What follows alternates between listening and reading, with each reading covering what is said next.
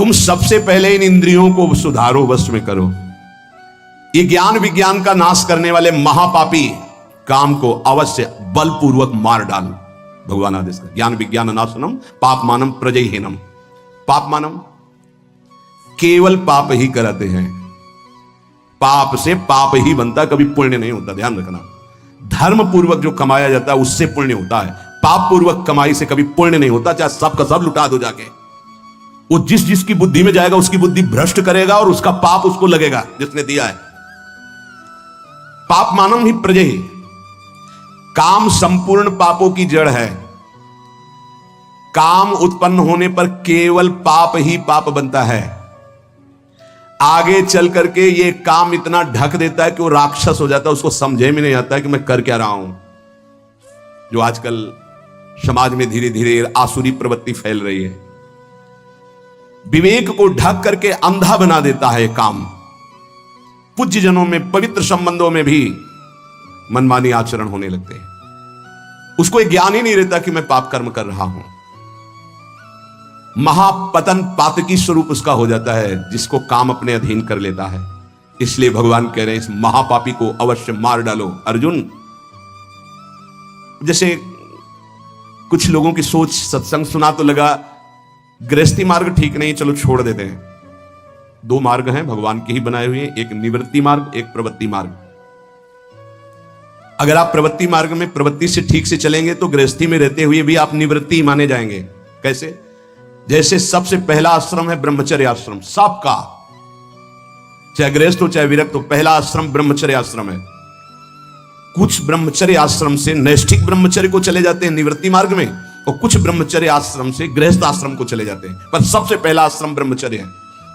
पहली नींव बर्बाद। कहां ब्रह्मचर्य का पालन, हमारा जो धर्म कहता है उसके अनुसार कहां पालन हो रहा है?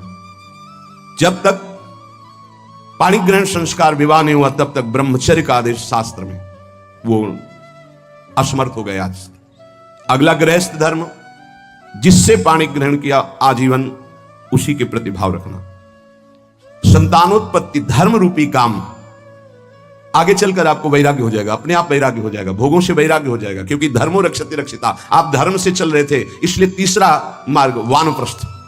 अब वो अंदर से उसके अंदर व्याकुलता पैदा होने लगती, बहुत समय नष्ट हो गया भोगों में, क्योंकि पहले ब्रह्मचर्य था, पुनः ब्रह्मचर्य का अभ्यास जागृत होता है और फिर संन्यास क्रम से आ जाता है। और वो नैष्ठिक ब्रह्मचर्य से सीधे, अब ऐसे सत्संग सुना और आपने सोचा कि नहीं, भजन करने के लिए हम संसार को छोड़ देते हैं, तो किस संसार को? बहुत ध्यान देने का विषय, किस संसार को? बोले इसको नहीं, इसको नहीं, इस संसार को। अगर इसका राग लेके भाग के जाओगे तो किसी भी गुफा में जाओ, काम वहां भी तुम्हें अपवित्र कर देगा, वहां भी तुम्हें नष्ट कर देगा, क्योंकि वो तुम्हारे अहम में बैठा हुआ है, किसी घर दुकान मकान में नहीं बैठा हुआ है, वो तुम्हारे अंदर अहम में बैठा हुआ है। अहम में बैठे हुए काम का त्याग, घर में रहता हुआ वो संन्यास निवृत्ति मार्ग का पथिक हो जाएगा। और अगर अहम में काम बैठा हुआ है तो गुफा में बैठा हुआ भी वो प्रवृत्ति में उतर जाएगा काम की। ये बड़ा सूक्ष्म विषय है। इसलिए हम प्रार्थना करते हैं कि काम छोड़ने का विचार किया जाए। काम का मतलब है मलिन भावना, कामना। ये जो हमारे अंदर उद्देश्य बनता है भगवत प्राप्ति का कि हम सब छोड़ देते हैं, तो किसको छोड़ देते हैं? शरीर राग को छोड़ देते हैं, इंद्रिय विलासिता को छोड़ते हैं, अहम में कामना को छोड़ते हैं। बाहर भागने से काम नहीं बनेगा, इसको समझना होगा। अगर कामना छूट जाए तो सब ठीक हो जाएगा। जब मनुष्य कामना रख करके कोई भी वेश धारण कर ले, कहीं भी चला जाए, तो काम उसे भ्रष्ट करता ही है। चाहे गुफा में बैठ जाओ, जंगल में चले जाओ, कहीं भी चले जाओ, मनुष्य के अंदर जब तक अहम में कामना रहेगी, जन्म मरण बंधन में पड़ा रहेगा। चाहे जहां भाग के जाए, चाहे जिस भेष को धारण कर ले, वो अंदर बना रहेगा। ये शास्त्र है, समझिए। ये जड़ पदार्थों की तरफ आकर्षण जड़ शरीर की अहमता से है कि मैं मनुष्य हूं, मैं पुरुष हूं, मैं स्त्री हूं, इसी में काम बैठा है। इसका त्याग करने की बात कही गई है। पशु पक्षियों तक को ये अपने अधीन किए हुए हैं। मनुष्य में एक शक्ति है जिसका नाम विवेक ज्ञान, उससे बच सकता है। इंद्रिय जन सुखों में, भोगों में, पदार्थों में जो कामना हो चुकी है, यही नहीं समझने देती कि मैं दिव्य भगवान का अंश हूं। केवल बातें बनाने से नहीं, मुझे किसी भी सुख की आकांक्षा नहीं है, किसी भी सुख का अभाव नहीं हमारे स्वरूप में। जब भोगों में रुचि बढ़ जाती है तो फिर रुपए का महत्व जागृत हो जाता है। रुपए में जब मात्र तो फिर रुपए की गिनती बैंक बैलेंस में कितने हुए, बोले इतने, बोले और इतने हो जाए और इतने हो जाए, बढ़ता चला जाता है। धर्म को, शास्त्रों को, उपासना को उपास्य देव के लिए किया जाता है, बैंक बैलेंस के लिए नहीं।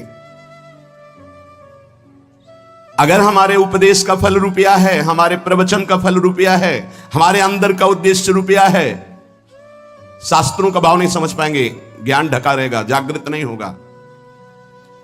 रुपये में सुख नहीं है, रुपया से भोग मिलते हैं, भोगों में सुख नहीं है, रुपया की गिनती में सुख आ जाएगा, अहम सुख। ये सारी कामनाएं अहम सुख में बैठी है। उपासक, इंद्रियाणि पराण्याहु इंद्रियेभ्यः परम मनः मनसस्तु परा बुद्धिर यो बुद्धि परतस्तु सः एवं बुद्धि परम बुद्ध्वा संस्तभ्यात्मानमात्मना जय शत्रु महाबाहो काम रूपम दुरासदम।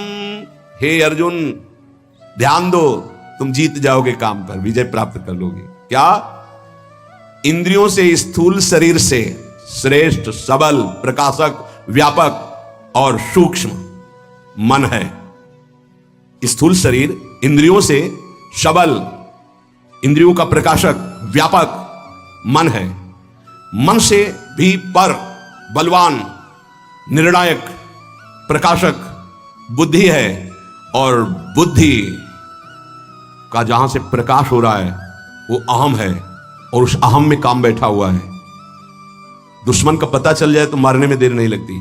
अहम में काम बैठा हुआ है, और उस अहम को जो प्रकाश मिल रहा है वो तेरे से मिल रहा है, अहम को जो बल मिल रहा है वो तेरे से मिल रहा है।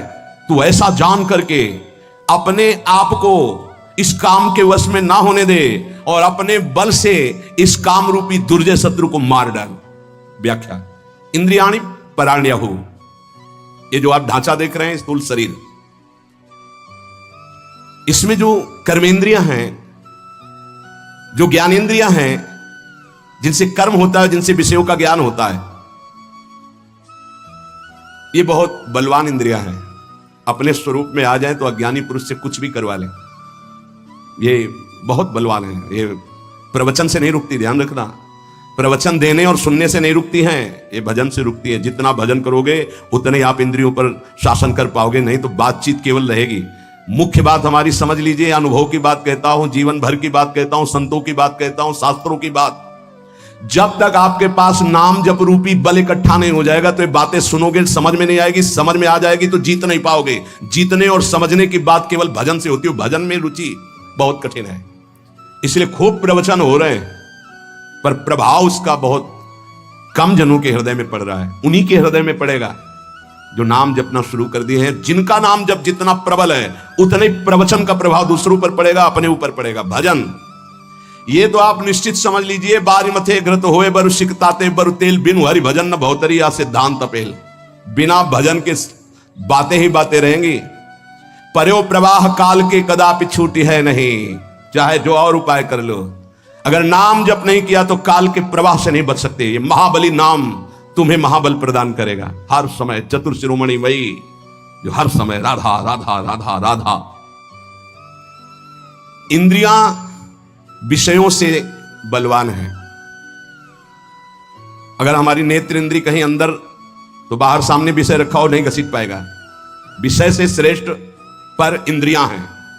जैसे बाण बनाने वाला बाण की नोक में ध्यान दिए तो श्रवण इंद्री काम नहीं कर रही है, राजा की सवारी निकल गई, उसको पता ही नहीं चला। अगर हमारी अंदर से इंद्री कहीं और लगी हुई है तो बाहर कोई विषय नहीं खींच सकता। शब्द स्पर्श रूप रस गंध, इसलिए कहा शब्द स्पर्श रूप रस गंध से बलवान और पर इंद्रियां हैं। और इंद्रियों से पर, इंद्रियेभ्यः परम मनः। इंद्रियां मन को नहीं जानती हैं, मन इंद्रियों को भी जानता है और विषय को भी जानता है। ये रहस्य को समझिए। अभी सब उल्टा है। विषय ने इंद्री को खींच लिया, इंद्री ने मन को खींच लिया, मन ने बुद्धि को अधीन कर लिया और बुद्धि के अधीनाम हो गए। जैसा निर्णय होता है हम भटकते चले जा रहे हैं, यद्यपि बहुत बलवान है। भगवान कह रहे तुम समझो अर्जुन, विषय में इतनी ताकत नहीं जितनी ताकत इंद्रियों में है। प्रबल है इंद्रियां, बलवान है। इंद्रियों में इतनी ताकत नहीं जितनी ताकत मन में है। इंद्रियेभ्यः परम मनः। इंद्रियां मन को नहीं जानती, मन सभी इंद्रियों को जानता है और विषयों को भी जानता है। इंद्रियों में इतनी सामर्थ्य नहीं जितनी मन में है। कैसे? जैसे श्रवण इंद्री ये देख नहीं सकती, ये चख नहीं सकती, ये स्पर्श सुख नहीं बता सकती, यहां से गंध सुख नहीं, केवल शब्द सुन सकती, शब्द। एक इंद्री एक शब्द। और मन हर इंद्रियों से देख सकता है, सुन सकता है, सूंघ सकता है, सब कुछ कर सकता है। वो इंद्रियों का बलवान स्वामी है।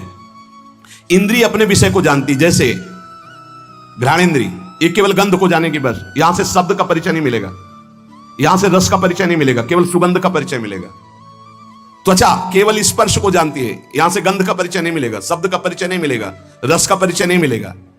रसेंद्री केवल रस को जानती है, यहां से गंध का परिचय नहीं मिलेगा, यहां से स्पर्श का परिचय नहीं मिलेगा। रसेंद्री रस को जानती है, रसना केवल रस को जानती है, शब्द स्पर्श रूप और गंध को नहीं जानती। नेत्रेंद्री केवल रूप को जानती है। ऐसे अलग अलग इंद्रियां, ये जानने वाली ज्ञानेंद्रियां हैं और भोगने वाली कर्मेंद्रियां हैं। और इन 5 ज्ञानेंद्रिय 5 कर्मेंद्रियों को पूर्णतः जानने वाला ये मन है। उल्टा ये हो गया कि इन इंद्रियों ने मन को फंसा लिया है, हमारी दुर्गति का कारण। मन इन सबसे बलवान है, सूक्ष्म है, जानकारी है उसको, पर वो फंस गया इंद्रियां फंस गई विषयों में। यद्यपि विषयों से बलवान इंद्रियां हैं, इंद्रियों से बलवान मन है, पर विषय ने फंसा लिया इंद्री को, इंद्री फंस गई मन में। आप कह रहे हैं मनसस्तु पराबुद्धि, वैसे सच्चा इनका स्वरूप यही है कि विषयों से बलवान इंद्रियां हैं, इंद्रियों से बलवान मन है, और मन से बलवान बुद्धि है। मनसस्तु पराबुद्धि, मन बुद्धि को नहीं जानता, लेकिन बुद्धि मन को जानती है, इंद्रियों को जानती है, विषय भोगों को जानती है। मन कैसा है? बोले इस समय शांत है। मन कैसा है? बोले लग नहीं रहा शांत है। ये ज्ञान किसको? बुद्धि को। ठीक है या बेठीक है, इंद्रियां कहां भाग रही, मन कहां जा रहा, सारा निर्णय बुद्धि करती है। बुद्धि मन को, मन के संकल्पों को, इंद्रियों को, इंद्रियों के विषयों को, सबको जानती है। ये सबसे श्रेष्ठ प्रकाशक, बलवान, व्यापक और सूक्ष्म है बुद्धि। या बुद्धि परतस्तुषा। अब जो बुद्धि निर्णय करती वो अपने स्वामी से पूछ के करती। स्वामी जानते कौन है? अहंकार। इसी अंतःकरण में ये मन कह रहा है कि ये भोग लूं, हाँ हाँ भोग लो।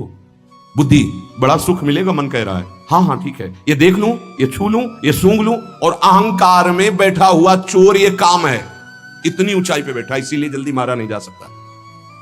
ये बहुत सूक्ष्म विषय भगवान वर्णन कर रहे हैं। काम को ही ऐसा नहीं, ये कहां बैठा है? बोले बुद्धि जो निर्णायक है उसके ऊपर बैठा हुआ है, अहम के अंतर। ये जो देहाभिमान है इसी के अंतर काम बैठा हुआ है। या बुद्धि परतस्तुषा, बुद्धि का स्वामी ये अहंकार है, इसलिए वो निर्णय करता है। यार मेरी बुद्धि नहीं कहती मैं करूं, वो अहम बोला है। ये बुद्धि जो भी करती है अहम की अनुमति से करती है, मन जो भी करता है वो बुद्धि की अनुमति से करता है। बुद्धि मन ये अहम सहित अधीन हो गए भोगों के, इसीलिए एक काम वहीं अहम में बैठा हुआ है। बड़ा सूक्ष्म विषय है।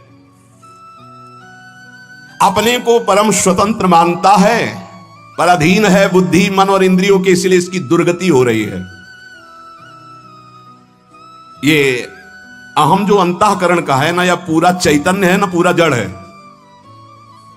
ना जड़ है ना पूरा चैतन्य है, इसमें दोनों मिले हुए अंतःकरण वाले में, इसीलिए इसका त्याग करना होता है। शुद्ध अहम में ब्रह्म स्वरूप है, ये अंतःकरण का अहम मिश्रित है। चैतन्य घन आत्म स्वरूप का पावर ही इसी अहम पे पड़ रहा है, और ये जड़ अंश शरीर को स्वीकार किए हुए इसी जड़ अंश में, मैं स्त्री हूं मैं पुरुष हूं, काम बैठा हुआ है। वास्तव में ये अहम काम में रहता है, वहीं से भोग की इच्छा प्रकट करता है, और सुख दुख का भोक्ता जो अहम है उसी के अनुसार बुद्धि चलती है, और बुद्धि के अनुसार मन, मन के अनुसार इंद्रियां, इंद्रियां विषयों में।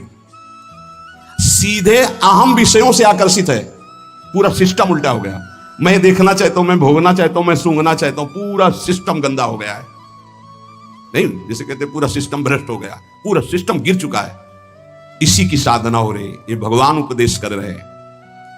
भोक्ता भोग भोग्य, भोक्ता मैं, भोग्य भोगने की क्रिया, और भोग जिसको भोगा जा रहा है, ये तीनों मायाकृत हैं, तीनों जादू का तमाशा है। ना कोई भोगता है, ना भोग्य है, ना भोग है, फंस गए।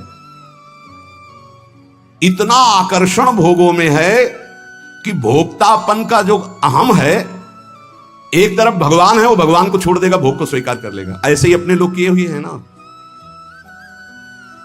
ये तीनों सिद्ध समझो, भोक्ता, भोग और भोग, माया की सिद्धि है ये। शुद्ध चैतन्य जो मैं है उसको ये आकर्षित नहीं कर सकते। ये जड़ अहम शरीर का जो है, इसी से हमारी दुर्गति हो रही है, इसी का परिवर्तन, इसी अहम को गुरु चरणों में समर्पित किया जाता है। इसी अहम को जब भगवान के चरणों में गुरुदेव समर्पित करते तो ये शुद्ध दासत्व में या ब्रह्म स्वरूप में स्थित होता, ज्ञान मार्ग या भक्ति मार्ग।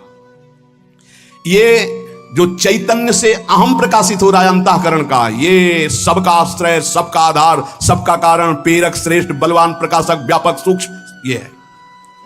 जीव किसे कहा गया जानते हो? इसी अहम को स्वीकार करने के कारण। नहीं है क्या? सबका आश्रय कौन है? वही एक तत्व जिसे परमात्मा, भगवान, ईश्वर, सबका आश्रय, सबका आधार, सबका कारण, सबका प्रेरक, सबसे श्रेष्ठ, सबसे बलवान, सबका प्रकाशक, सबका व्यापक, सबसे सूक्ष्म। फंस कहां गया? इस अंतःकरण अहम धर्म में, देहाभिमान में। बस इसे ही मुक्त करला है साधला। जो प्रकृति का अंश है, शरीर, अंतःकरण, स्वभाव, इसको जो अहम ने स्वीकार कर लिया, ये जड़ अहंकार के कारण ही चैतन्य घन परमात्मा स्वरूप को जीव कहा गया। चैतन्य में कभी विकृति नहीं होती, उसमें कोई विकृति नहीं है, पर भ्रम से देहाभिमान होने के कारण वो इस दुर्दशा को, ना जन्मने वाला ना मरने वाला भी जन्म मरण को प्राप्त हो गया। ये भ्रम सुख दुख का भोक्ता बन बैठा, सुखी दुखी होने लगा, जड़ के अंश को स्वीकार करने के कारण। कहा जाता है नैनम छिन्नन्ति शस्त्राणि नैनम दहाति पावका न चैनम क्लेदयन् द्यापो न शोष्यति मारुता। ये शुद्ध स्वरूप अपना है। अपने स्वरूप को भूल करके इस अंतःकरण अहम धर्म से युक्त हो जाने के कारण मैं भोक्ता, मैं करता, मैं सुखी, मैं दुखी, अब मरना भी है, जन्मना भी है, ये चलता रहेगा। इसी को मिटाने के लिए मुझे मानव जन्म और सत्संग मिला है। इस जड़ चैतन्य का तदात्म आकर्षण हो गया है, कभी हो नहीं सकता पर हो गया। यही माया है। श्री भगवान कह रहे हैं मारो इसको, ये समझकर कि तुम्हारे बल से बलवान होकर के ये अंतःकरण का अहम बुद्धि के प्रलोभन में आकर के कि ये सुख है, भोगो, भोगने में सुख है, धन कमा लो, एकत्रित कर लो, इसमें सुख है, और मन उनका संकल्प करता है, इंद्रियां उनको भोगती हैं, इसको मैं स्वीकार करता हूं, इसी से मेरी दुर्गति हो गई। हे अर्जुन, इंद्रियों से परे मन, मन से परे बुद्धि, बुद्धि से परे अहम, अहम तेरे से प्रकाशित हो रहा है। ये तेरा स्वरूप नहीं, अंतःकरण का अहम। मार डाल इस अहम में बैठे हुए काम रूपी शत्रु को। संस्तभ्यात्मान मात्मना, काम को मारने का उपाय भगवान बता रहे हैं। जब तक आप अपने को भगवत अंश स्वरूप नहीं मानेंगे तब तक काम से रहित नहीं हो सकते। अब अपने को भगवत स्वरूप मानने के लिए भगवान कह रहे उद्धरेदात्मनात्मानम, अपने आप से अपना उद्धार कीजिए। एनात्मयुवात्मना जितोह, अपने आप से अपने आप को जीत लीजिए। अब ये बड़ा कठिन है, समझिए। इतनी देर हुआ, कुछ समझ में आया, पकड़ में आया? अभी जब चलोगे तो वही आएगा कि मैं शरीर हूं, पर वही फिर चिंतन चलने लगेगा। प्रभु से, अब सहज भाव में आ जाओ, प्रभु से विमुख होने के कारण ये शरीर, ये संसार, ये संबंध हमें बांधे हैं। जब हम गुरु की शरण में होते तो इन्हीं पे प्रहार होता है, बहुत बुरा लगता है उसको, जन्म जन्मांतर से उसी में फंसा है। तो पूज्य राधा बाबा जी ने कहा था कि साधु जिसके पीछे पड़ जाता है उसका कल्याण करके छोड़ता है। आपको अभी बुरा लग रहा है, बाद में नाचोगे कि कृपा हो गई जो मुझे इन संबंधों से रहित कर दिया, नहीं तो उन्हीं में फंसे हुए जीवन चला जाता। मैं ये सब कुछ नहीं जान पाऊंगा, इतना फंस चुका हूं। तो जो जाने हुए हैं, इसीलिए वही भगवान जनाने के लिए गुरुदेव के रूप में आते हैं। इस संसार संबंध को काटने के लिए गुरु कृपा कुल्हाड़ी का काम करती है। तो आप मान जाओ भाई, तुम ऐसे नहीं मिलोगे, तुम इनसे बात नहीं करोगे, तुम ऐसे। तो उनको लगता है कि क्या चाहते क्या है, चाहते हैं कि आप असंग हो, आपका स्वरूप असंग है, ये जान जाओ। तुम्हें किसी संग की जरूरत नहीं, किसी भोग की जरूरत नहीं, किसी पद की, किसी संपत्ति की नहीं जरूरत है, नहीं जरूरत है। मान लीजिए आप इतने खुद सुख समुद्र हैं कि आपको किसी सुख की जरूरत नहीं। आप जरूरतें मान मान करके फंस गए, इसीलिए आपको जरूरत से हटो हटो हटो। असंग हो तब तुम जान पाओगे कि तुम हो कौन। इस काम की पूर्ति कभी नहीं हो सकती, इसलिए काम से हटना ही विवेक है, बुद्धिमानी। हटो इससे। जिस संसार से, जिस शरीर से, जिस संबंधियों से संबंध जोड़ा है, जब तक तुम संबंध नहीं तोड़ोगे तो कोई नहीं तोड़ सकता। इसलिए उद्धरेदात्मनात्मानम, अपने द्वारा अपना उद्धार करो। तुम्हें उपदेश हो सकता है लेकिन तोड़ना तुम्हें पड़ेगा। फोन से बात करना, जाके मिलना, बार बार बात करना, बार बार व्यवहार बना, तो वो संबंध पुष्ट कर रहे हो आप, और कुछ नहीं कर रहे हो। आप अपना पतन कर रहे हो, कुछ नहीं कर रहे हो। कोई बड़ी बात नहीं, पूरा संसार इसी में फंसा है। बड़ी बात यह है कि उस फंसाव से हट गए। देखो दो मार्ग हैं, बार बार समझ लीजिए, निवृत्ति और प्रवृत्ति। प्रवृत्ति मार्ग में माता पिता को भगवान समझ करके खूब मेहनत करो और कमाओ और सबकी सेवा करो, और निवृत्ति मार्ग में कदम रख दिया तो लौट कर पीछे नहीं देखा जाता, कौन माँ कौन पिता कौन भाई कौन परिवार, कुछ नहीं। मार्ग का प्रभाव होता है, अगर ये देखोगे तो फिर उनका उद्धार नहीं कर पाओगे, और अगर निकल गए तो 14 पीढ़ी आगे के 7 पीछे की 21 पीढ़ियों का कल्याण हो जाता है। मान लीजिए बात, जब इसमें आ ही गए हो निवृत्ति मार्ग में, तो अब लौट कर कदम पीछे मत देखो, जिम्मेवारी प्रभु के चरणों में समर्पित करो। पूरे विश्व ब्रह्मांड का भरण पोषण करते हैं, तुम्हारा भरण पोषण तो बहुत छोटी बात है, चिंता क्यों करते हो? क्या चाहिए? आज तक जो भरण पोषण कर रहा है वो किसकी सामर्थ्य थी कि मां के शरीर में रक्त को दूध में बदल दे? जब हम पैदा हुए तो हमारे पचाने की कोई सामर्थ्य नहीं थी, तो मां के रक्त को दूध में बदल दिया और वो पान करके हम पुष्ट हुए। जब वो इतनी व्यवस्था पहले से रखे हुए, हमको चिंता क्या करनी? गर्भ में जब जिसने हमारी रक्षा की, गर्भ के बाहर आते ही जिसने हमारी व्यवस्था भोजन की कर दी मां के वक्षा स्थल में, वो हमारी जीवन में व्यवस्था नहीं करेगा? करेगा। हमको चिंता नहीं करनी। इसलिए भगवान से पूरा संबंध जोड़ लो, अभी ठीक हो। ये दूसरा भाव वर्णन किया जाता है भक्ति का। पहला शुद्ध भाव था विवेक के द्वारा, अगर वो तुम्हारी समझ में नहीं आया तो ये समझ लो, जिसने संसार से जितना संबंध जोड़ा है, शरीर से संबंध जोड़ा, भोगों से जोड़ा, उसी को तोड़ना होगा। तुम्हें शास्त्र उपदेश हो जाएगा, गुरु उपदेश करेगा, तोड़ना आपको पड़ेगा। भैया आपकी इच्छा की बात है, आप अपना उद्धार अपने द्वारा कीजिए, भगवान का आदेश। इसलिए आपको ही सारे संबंध छोड़कर भगवान से संबंध जोड़ने पड़ेंगे। जोड़ने क्या है? उन्हीं के हैं, मान लीजिए। तोड़ना तुम्हें पड़ेगा, तोड़ना पड़ेगा। नाता एक राम जी से, दूजा नाता तोड़ना पड़ेगा। दुरादपाश स्वजनान। अगर गृहस्थी में हो तो अंदर से भगवत भाव करो, विरक्ति में हो तो भगवत भाव करते हुए दूरी बना के रहो। दोनों मार्गों का अलग अलग है। आपको प्रभु से संबंध जोड़ना पड़ेगा। वो तो संबंध माने हुए, ममैवांशो, तू मेरा अंश है, लेकिन तुम कहां हो शरीर में, संसार के संबंधों में। इसीलिए तुम काम विजयी नहीं हो पा रहे। अपने द्वारा अपने आप को वश में करो, तुम्हें किसी सुख की जरूरत नहीं। तुम्हारे सुख को नष्ट करने वाली हर चेष्टा होगी। अगर इन चेष्टाओं से सुख ले रहे हो तो बंधोगे, सुख है नहीं। और अगर इन चेष्टाओं को बंद कर दोगे तो तुम्हें अपना स्रोत सुख का पता चल जाएगा। चेतन अमल सहज सुख राशि। जय शत्रु महाबाहो काम रूपम दुराशदम। हे महाबाहो, तुम मार सकते हो, भगवान के शरणागत हो, इसको मार सकते हो। उठो, मारो इसको। कैसे मारो? सारा संबंध श्री भगवान से, पूरा भार श्री भगवान को, हर क्षण उनका स्मरण और कर्तव्य का पालन। और जहां तुम्हें लग रहा है कि मैं नहीं जीत पा रहा हूं, वहां पुकारो, बल मिल जाएगा, जीत जाओगे। टूटो मत। ये सुविधा माया इसलिए दे रही है आपको कि आप आगे मत बढ़ पाओ, भगवान को प्राप्त न कर पाओ। ठुकराओ इस सुविधा को।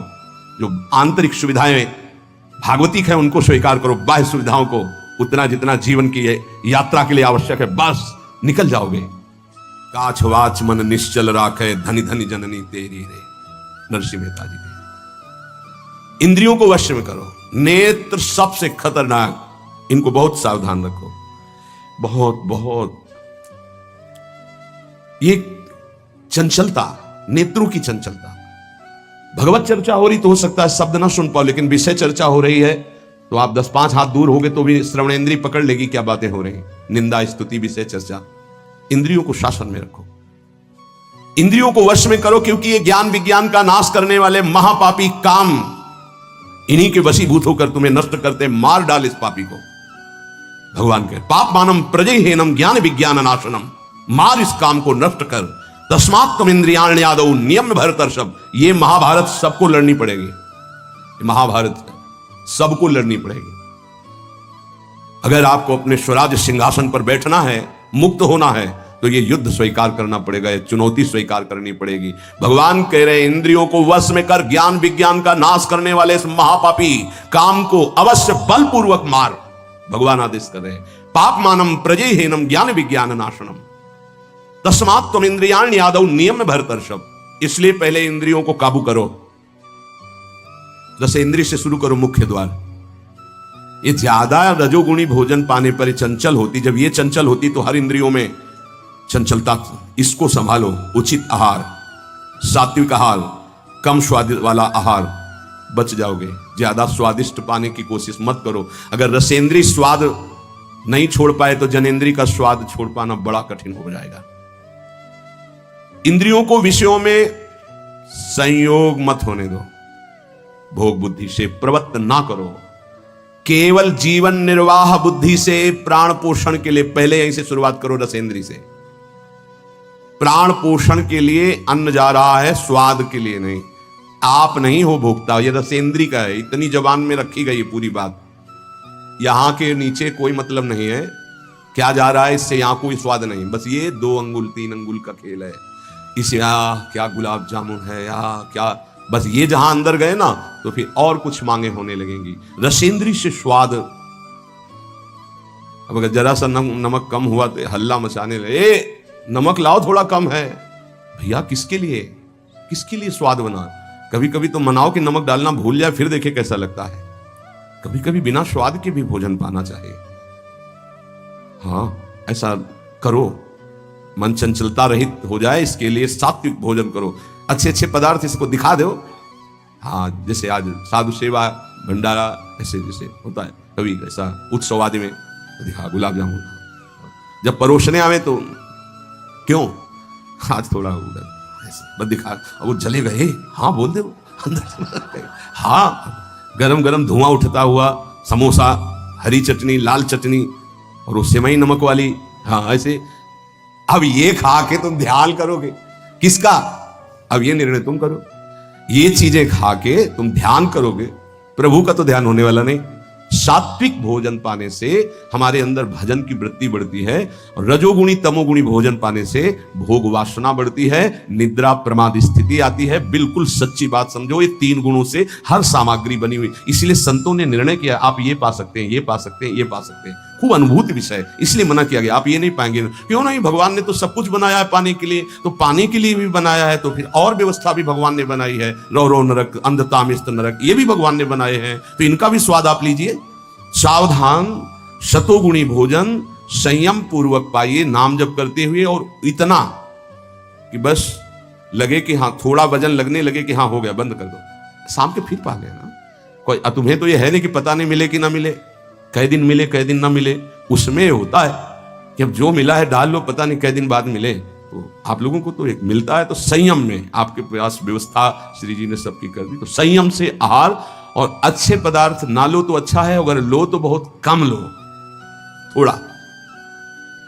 खीर हटाओ और सब कुछ अब पीने दो, तो वो मन, खीर में नुकसान नहीं है, गुलाब जामुन में नुकसान है, वो जो मन को बढ़ावा मिला रसेंद्री के द्वारा, अब वो इतने में तृप्त नहीं रहेगा, वो और इंद्री को लेकर के भ्रमण करवाएगा हमको। और जब इसको मारना, जैसे मन हमसे गलती करवा देता है तो क्या काउगाल में मारो, तो त्वगेंद्री पिट रही, उससे क्या होना है? इसको कैसे मारा जाए?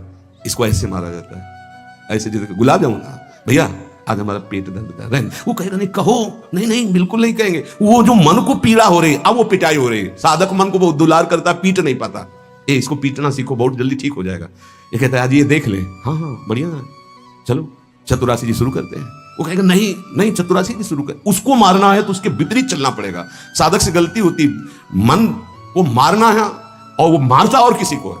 आज ये नहीं कहे, आज ये नहीं, आज ऐसे नहीं, आज अच्छा मान लो आप परिक्रमा दे आए तो शरीर को पीड़ा पहुंचे, मन को कोई फर्क नहीं पड़ रहा। मन जिसको चाह रहा है वो चीज उसको ना दो तो उसको पीड़ा होती है, और उस पीड़ा को आप अपनी मान लेते हैं, इसलिए दुलार करते हैं। इस रास्ते को समझिए, मन की पिटाई जरूरी है, और ये इतने सुरक्षित रहता है कि इसको दुलार करना होता है, पीटना होता नहीं। इसकी पिटाई है कि ये जब जो मांगे आज ऐसे तो दिखा दिया कि हाँ देखो ये है, मिलेगा नहीं तुम्हें पाने को, और वो जलन पैदा करेगा। 5-6 मिनट का चांस है, 1-2 बार केवल आएगा ये कि गुलाब जामुन, फिर बाद में तो मिलना। रोज कौन मिलता है? हाँ नहीं कोई बात नहीं है, धैर्य रखिए। और अगर वहां सब कुछ बना हुआ साथ में केवल खिचड़ी, तो खिचड़ी परोसा लीजिए, और वो जलेगा, आप देख लेना वो जलेगा। ऐसा क्यों कर रहे हो? इसलिए कर रहे हैं कि हमें श्री जी चाहिए। बदमाश, तुझे हम जो दे फिर इसके बाद हमसे और मांग करेगा। संतों ने इसको ऐसे बस में किया है। बहुत कठिन, बहुत कठिन है। अगर सामने से मिठाई प्रिय है और वो निकल जाए, आप परोसाओ ना, तो आप देख लो कामा संजायते क्रोधा भौं चढ़ जाएगी अपने आप से। कितनी बड़ी चूक हो रही है। परम पद फीका लगेगा, गुलाब जामुन मीठा लगेगा, ये बहुत बेईमान है। आप इस बात से मतलब सावधान रहें कि इसकी चाल में ना फंसे, इसकी पिटाई जरूर करनी है। मन कहां से पीटा जाता है? इसकी मांग को ना कर दो, बस इसकी पिटाई शुरू हो गई।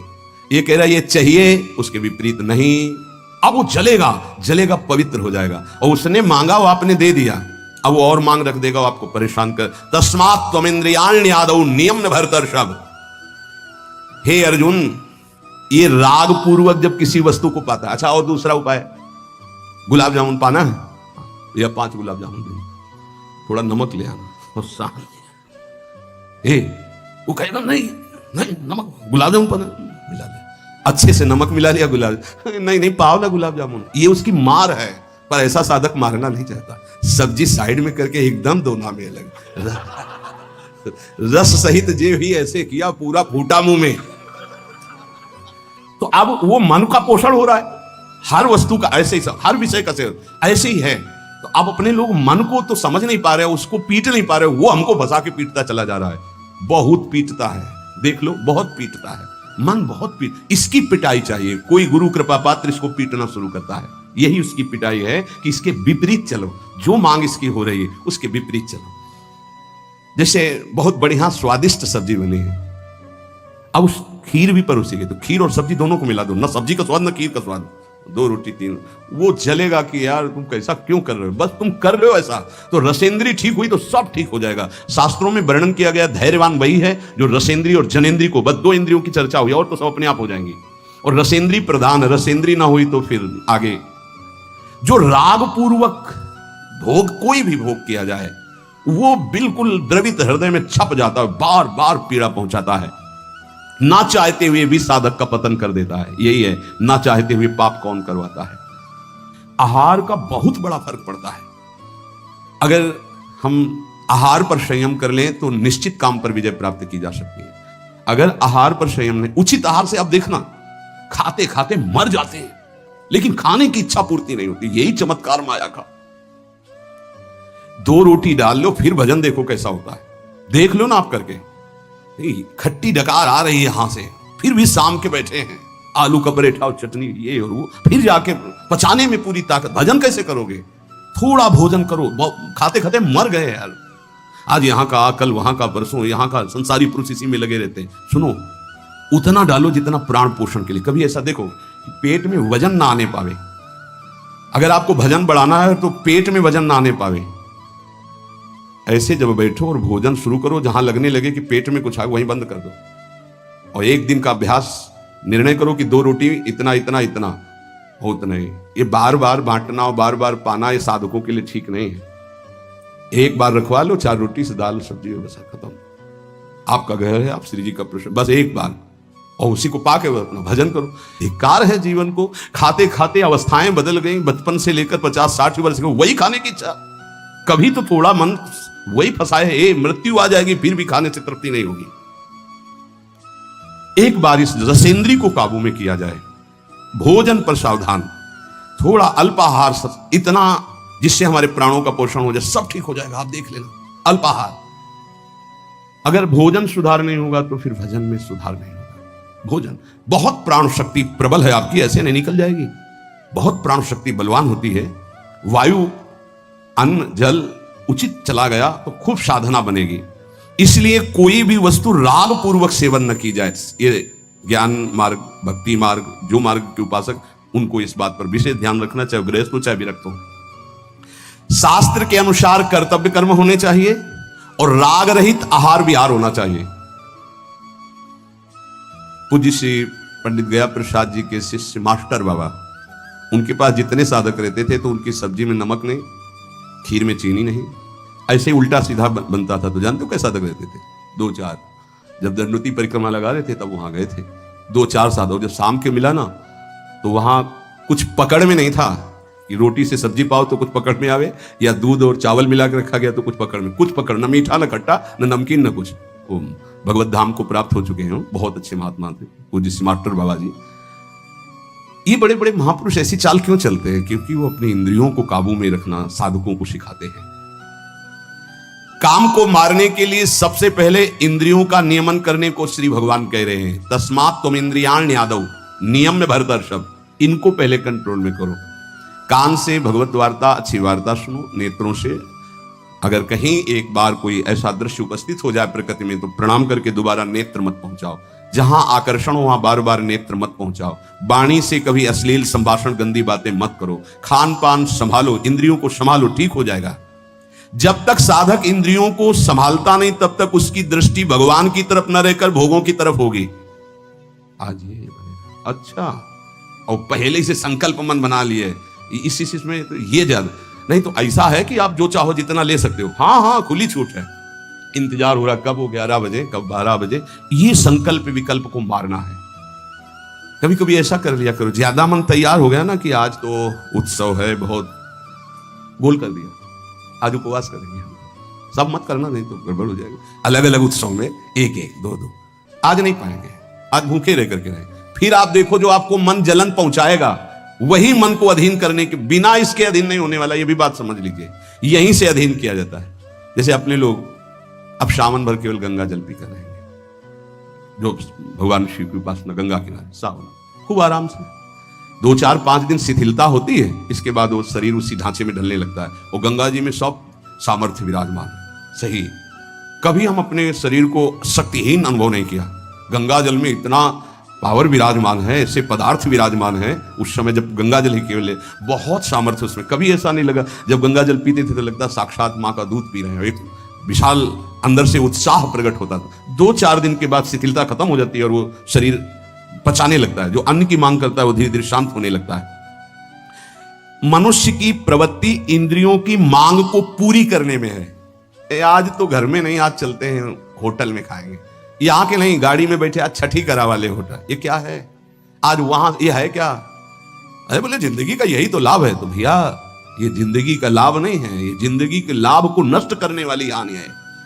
शतोगुणी सात्विक भोजन बना के भगवान को अर्पित करके प्राणों का पोषण करो। वहां जा करके कौन किस भाव से बना रहा है, कैसी अपवित्रता या पवित्रता है, बहुत सावधान।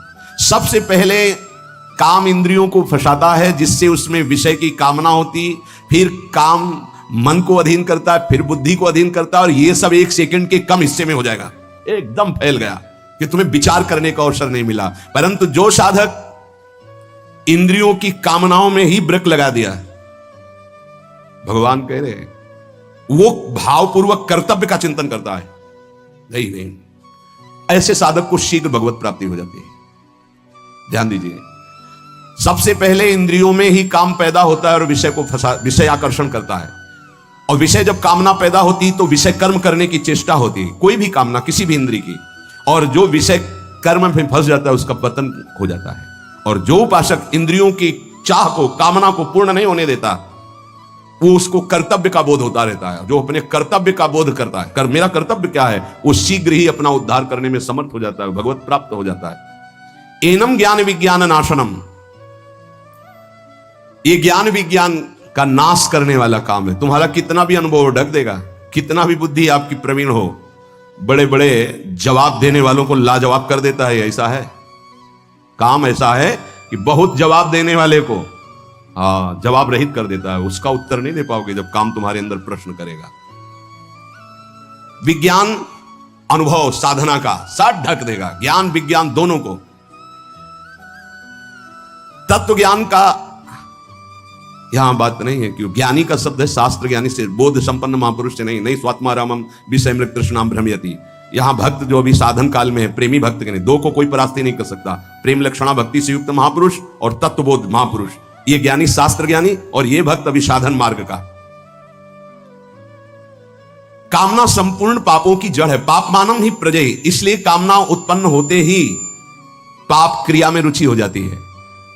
आगे चल करके वो इतना अंधा हो जाता है कि सतमार्ग छोड़ करके पाप कर्म में ही लग जाता है। बहुत बहुत डरावना विषय, बहुत भयावह विषय है।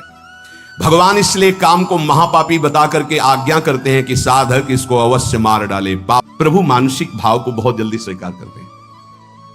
एक आचार्य चरण से किसी ने, बहुत ही कंजूस स्वभाव के थे, तो उन्होंने पूछा कि देखो प्रगट सेवा में तुम पैसा खर्चा नहीं कर पाएंगे, किसी किसी का पैसे में बहुत मोह होता है, पर सत्संग में सुना है कि सेवा से भगवान बहुत जल्दी रिझ जाते हैं। सेवा करने का भाव है पर पैसा ना खर्चा हो, ऐसी कोई सेवा बताओ। तो ऐसी सेवा तो मानसिक सेवा ही है। तो बोले तुम मानसिक सेवा शुरू करो, भाव में ऐसे प्रभु को देखो और उनको आप जितने पदार्थ चाहे वो पहनावे, जितनी सामग्री चाहे वो समर्पित करे, जितने भोग चाहे वो पवावे, ऐसा कर सकते हैं। उसको बहुत अच्छा लगा। कंजूस स्वभाव का था पर कहीं ना कहीं सत्संग से भाव आ गया था। वर्ष हो गए प्रभु को भोग लगाता, प्रभु रोज नियम से, क्योंकि पैसा नहीं खर्चा होना। एक दिन क्या हुआ, दूध में चीनी थोड़ी ज्यादा हो गई तो उसको बड़ा कष्ट हुआ, और भावना में ही दूध में चीनी मिला रहा था, थोड़ी ज्यादा हो गई भावना में ही, कंजूस स्वभाव, तो बड़ा कष्ट हुआ। तो ठाकुर जी प्रकट हुए, एक थप्पड़ मारा और कहा इसमें पैसा लगता है क्या तुम्हारा? मानसिक सेवा का फल ये हुआ कि प्रकट में ठाकुर जी का वो गोपाल जी की सेवा कर, जैसी भावना की जाती वैसे हमारे गोपाल जी यार भाव रखते, फिर दोस्त भाव रखते।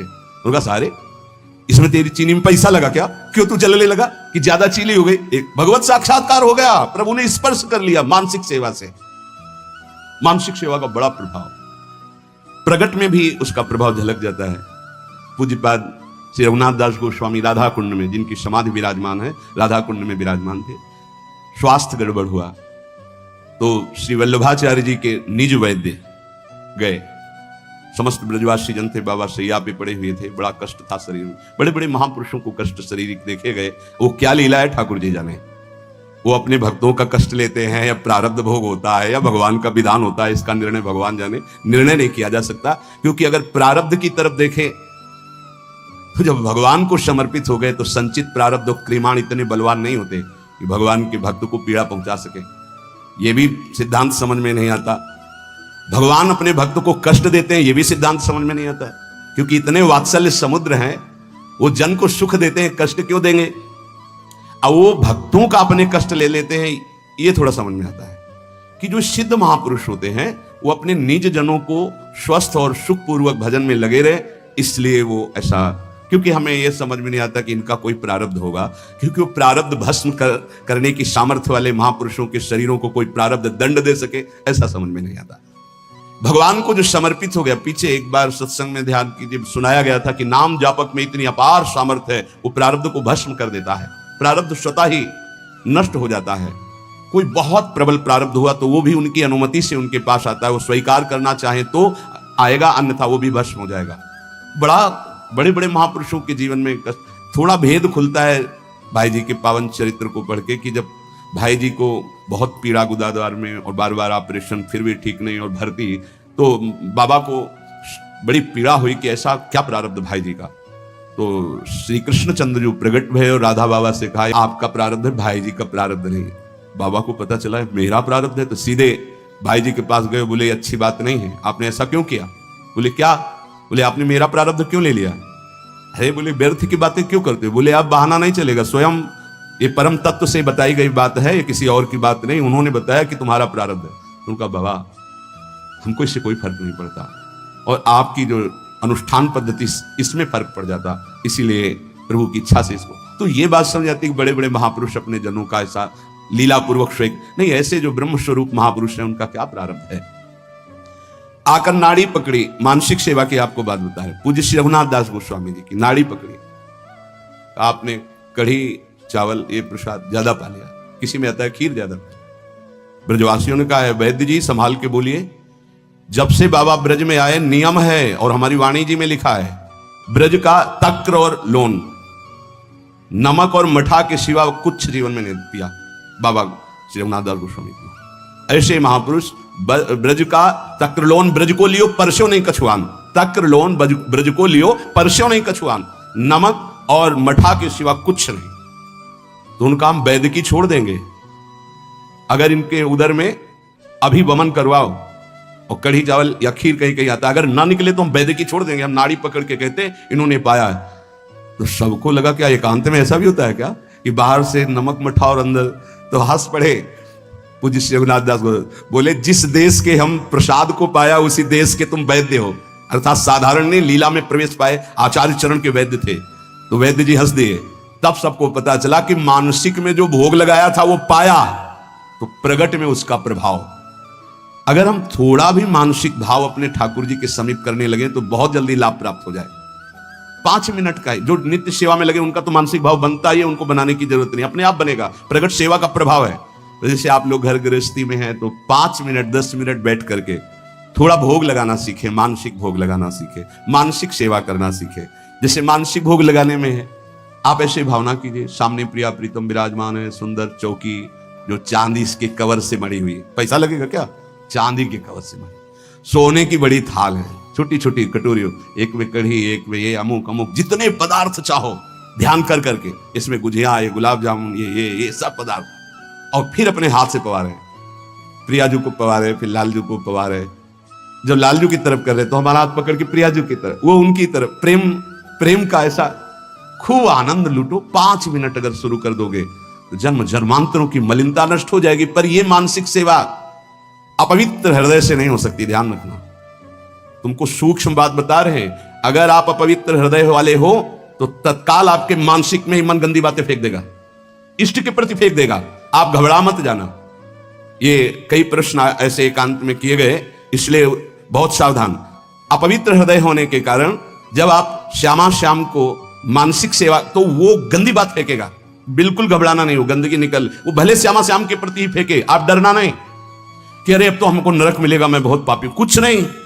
ये गंदगी की एक वृत्ति है जो निकल रही है बाहर। आप अपने निष्ठा में बिल्कुल रहे, वो आप नहीं है, वो गंदगी है जो अंदर भरी हुई है। इस बात को बैठा लोगे तो विचलित नहीं होगे। नहीं, बहुत से विचलित हो जाते हैं। एक ने कहा कि मैं विश्व का सबसे बड़ा पापी हूं, बड़ा पवित्र हृदय वाला है, मैं बहुत पापी हूं, मैं प्रिया प्रीतम को जब सेवा में तो मेरा मन ऐसा ऐसा, तो उनका कोई बात नहीं। अरे ये मन गंदा है तो जहां जाएगा वहां दुर्गंध है, तो आप अच्छी जगह जाओगे तो दुर्गंध ही वो फैलाएगा। ये दुर्गंधी युक्त मन की वृत्तियां हैं, घबराने की जरूरत नहीं है। आप जब भजन में बैठेंगे, मानसिक सेवा में बैठेंगे, बिल्कुल खुली बात सुन लीजिए, ये गुरुदेव पर, इष्ट देव पर सीधे गंदगी फेंकेगा। आपको बिल्कुल घबराना नहीं, कोई अपराध नहीं, कोई पाप नहीं।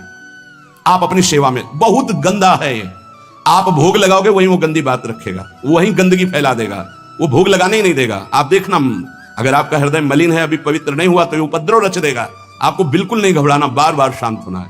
आपको बार बार वही अपनी चेष्टा करनी, मैं भोग लगा रहा हूं प्रिया प्रीतम। नाम जप और वाणी गायन से हृदय बहुत जल्दी पवित्र होता है। अगर आपका आहार अशुद्ध है, गंदा भोजन, गंदा पेय, गंदा संग, गंदे आचरण, तो आप कर ही नहीं सकते, 5 मिनट नहीं कर सकते। ध्यान रखना, पहले आहार अपना शुद्ध कर लो।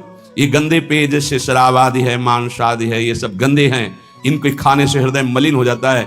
एक बार कदम गंदगी से निकाल दी तो दोबारा भाइयों मत रखना, क्योंकि ये जीवन बड़ा अमूल्य है। हृदय गंदा हुआ तो एक बार चढ़कर परमार्थ की तरफ से उतरने पर दोबारा चढ़ने का रास्ता ये माया नहीं देती। बहुत सावधान। 5 मिनट में तुम्हें जो प्राप्त होगा 24 घंटे साधन करने पर नहीं प्राप्त होगा, ध्यान रखना।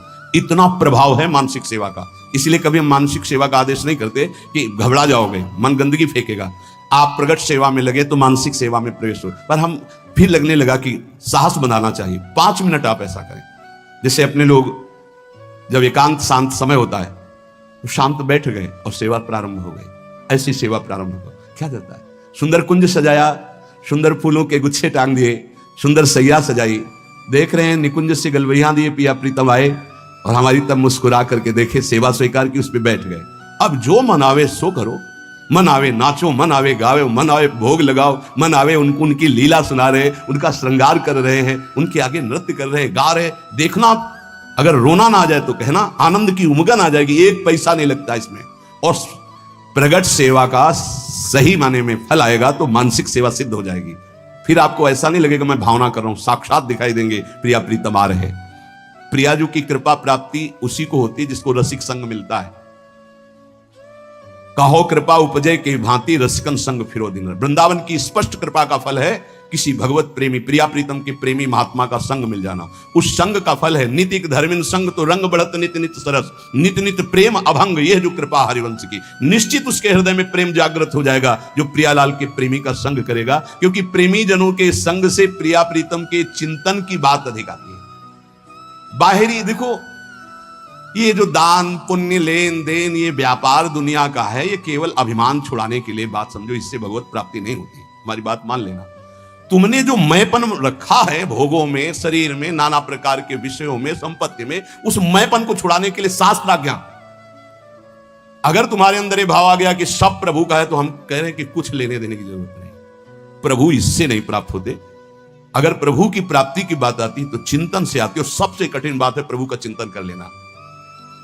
अध्यात्म ये नहीं सिखाता कि आप ये करें, अध्यात्म सिखाता है कि आप ऐसे चिंतन करें, आप देह भाव छोड़ें, आप नाना प्रकार के विकारों का त्याग करें, अन्य चिंतनों का त्याग करें। अध्यात्म का स्वरूप यह है जिससे भगवत प्राप्ति होती है। और ये ना सुनना चाहता कोई, ना चलना चाहता है। आज का समाज ऐसा है कि आप बोलो कितना चाहिए, आप करो भजन और तपस्या, हम भोगें भोग और सुरक्षा आप हमारी भजन से करते रहिए, ये विचारधारा है। कैसे भगवत प्राप्ति होगी, कैसे निर्विकार होंगे, ये तो कोई लाखों में एक दो ऐसे हैं जो इस बात को समझे। लाखों में कोई एक दो ऐसे मिलेंगे कि जिनके हृदय में ये बात हो कि मुझे अब संसार से मुक्त होना है, भगवत प्राप्ति करनी है। इस जगत का शरीर का चिंतन छूट जाए और श्यामा श्याम का केवल चिंतन रह जाए, यही नाम है भक्ति, यही नाम है प्रेम लक्षणा भक्ति का। आपका चिंतन केवल प्रियालाल का ही हो, नाम का, रूप का, लीला का, धाम का। और यह तभी हो सकता है जब ये बातें आपके जीवन में हो। गुरु का अंग, जो साधु का संग, नाम का रंग, विवेक का अभंग, तो प्रभु में दृढ़ विश्वास और निरंतर चिंतन अपने आप होने लगेगा।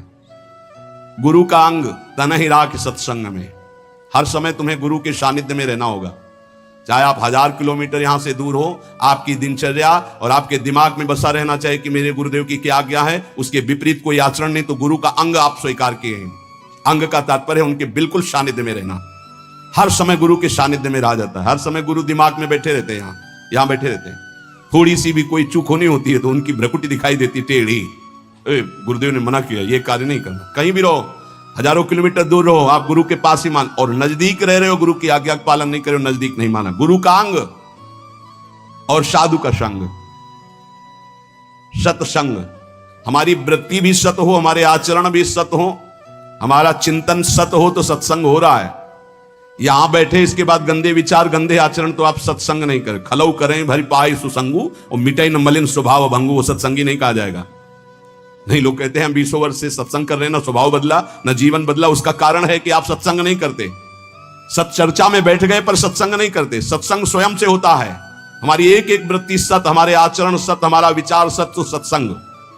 गुरु का अंग और सत्संग और नाम का रंग, निरंतर नाम चलना चाहिए। ये अभ्यास करो। बहुत छाती जलनी चाहिए जब नाम छूटे। नाम छूटा कोई जलन नहीं, भोग छूटे संसार का राग छूटे, ये जलन का विषय हो जाता है। सावधान, नाम का रंग, एक क्षण के लिए भी नाम न छूटे। और विवेक अभंग, हर समय ये विवेक जागृत रहना चाहिए कि ये तुम्हारा शरीर नहीं है, ये छूटेगा। ये मकान छूटेगा, दुकान छूटेगी, बैंक बैलेंस छूटेगा, व्यवहार छूटेगा, पद छूटेगा, तुम्हारे साथ इनमें से एक भी नहीं जाएगा। विवेक जागृत रहना चाहिए, भगवान नाम जाएगा, सत्य विचार, सत्य विवेक, सत्संग, ये आपको भगवत प्राप्ति कराएगा।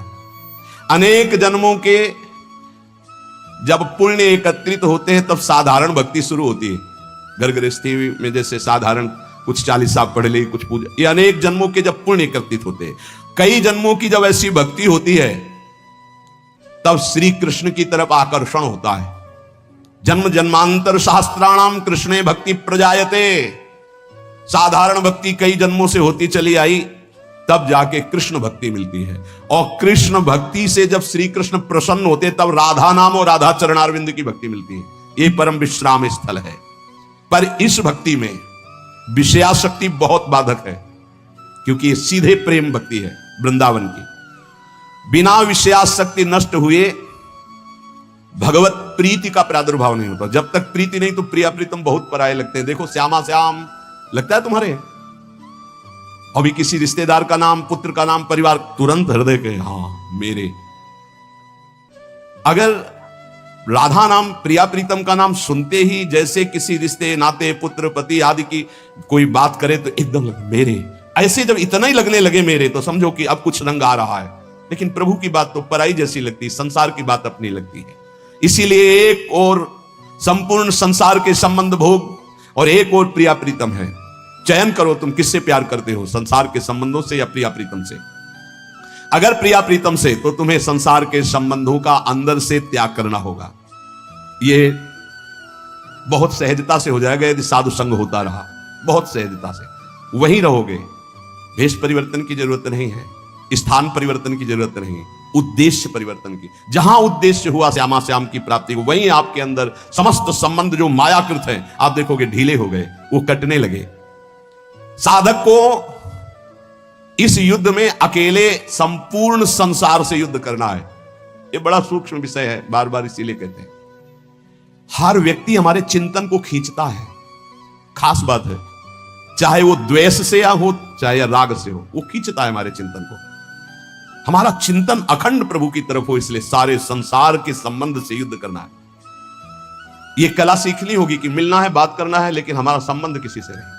भगवत भाव से मिलना है, खूब प्रीति भाव से मिलना है, लेकिन अंदर उनके राधा वल्लभ लाल देखोगे तो बच जाओगे, चिंतन तुम्हारा कोई नहीं चुरा पाएगा।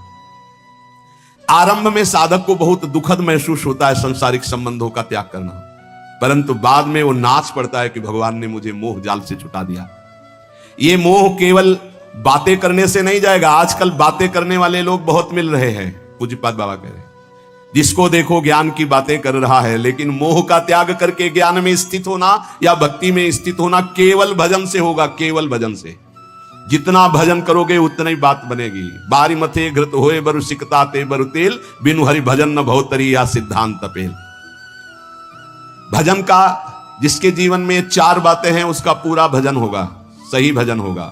पहला, भगवान के नाम का निरंतर जप करने का अभ्यास। दूसरा, भगवान के प्रेमी जनों के चरित्रों का चिंतन करना। बहुत जल्दी भक्ति पुष्ट होती है भक्तों से। हरि को निज यसते अधिक भक्तन यस पर प्यार। अगर रोज भक्त नामावली का आप पाठ करेंगे तो आपकी भक्ति बहुत पुष्ट हो जाएगी। भक्तन की नामावली जो करी है चित लाए, ताकि भक्ति बढ़े घनी और हरि होए सहाय। और सबसे बड़े विघ्न विनाशक भक्तों के नाम कीर्तन है। कई बार कहा है, यदि आप अपने घर से कहीं यात्रा करें तो पहले 5 भक्तों का तो स्मरण कर ही ले, कभी विघ्न नहीं पड़ेगा। लिख लो कागज में, कभी विघ्न नहीं पड़ेगा। भक्ति भक्त भगवंत गुरु चतुर नाम बपु एक, इनके पद बंधन के नासत विघ्न अनेक। पहले धैर्य रखो। जब आप वाहन पे बैठने जा रहे हो घर से बाहर, तो पहले 5 भक्तों, किसी 5 भक्त का स्मरण कर लो, कुछ याद कर लो भक्तों के नाम। ये जीवन की बहुत अमूल्य धन है। 5 भक्त, प्रहलाद नारद पराशर पुंडरीक व्यास अम्बरीश शुक शौनक भीष्म दाल विहान रुक्मांगद अर्जुन वशिष्ठ विभीषण आदि। ऐसे तुम्हें याद नहीं है तो ऐसे नागरीदास जी की जय, हरिवंश महाप्रभु की जय, स्वामी हरिदास जी की जय, बिहारिन देव जी की जय, सेवक जी महाराज की जय, ध्रुवदास जी की जय, वृंदावन दास जी की। जो भक्त याद आवे 5 भक्तों का याद। भक्त नामावली जो रोज पाठ करता है उसके हृदय में घनीभूत भक्ति, ठोस भक्ति, जिसमें कोई विकार ना प्रवेश कर पावे, क्या जाता है। हमें लगता है अगर ध्रुवदास जी कृत 42 लीला में जो भक्त नामावली सब महान भक्तों के नाम है 30 मिनट में हो जाएगी, जल्दी से करोगे तो 7-8 मिनट में श्री भगवत रसिक जी द्वारा की हुई भक्त नामावली हो जाती है, अगर रफ्तार से करो। हम सो इन साधुन सो। तो हमें जीवन जब भक्ति में बनाना है तो पहला नाम जब प्रभु का, दूसरा भक्तों के चरित्र, भक्तों के नाम। हरि को निज यस्ते अधिक भक्तन यस पर प्यार, ये बात समझ लीजिए।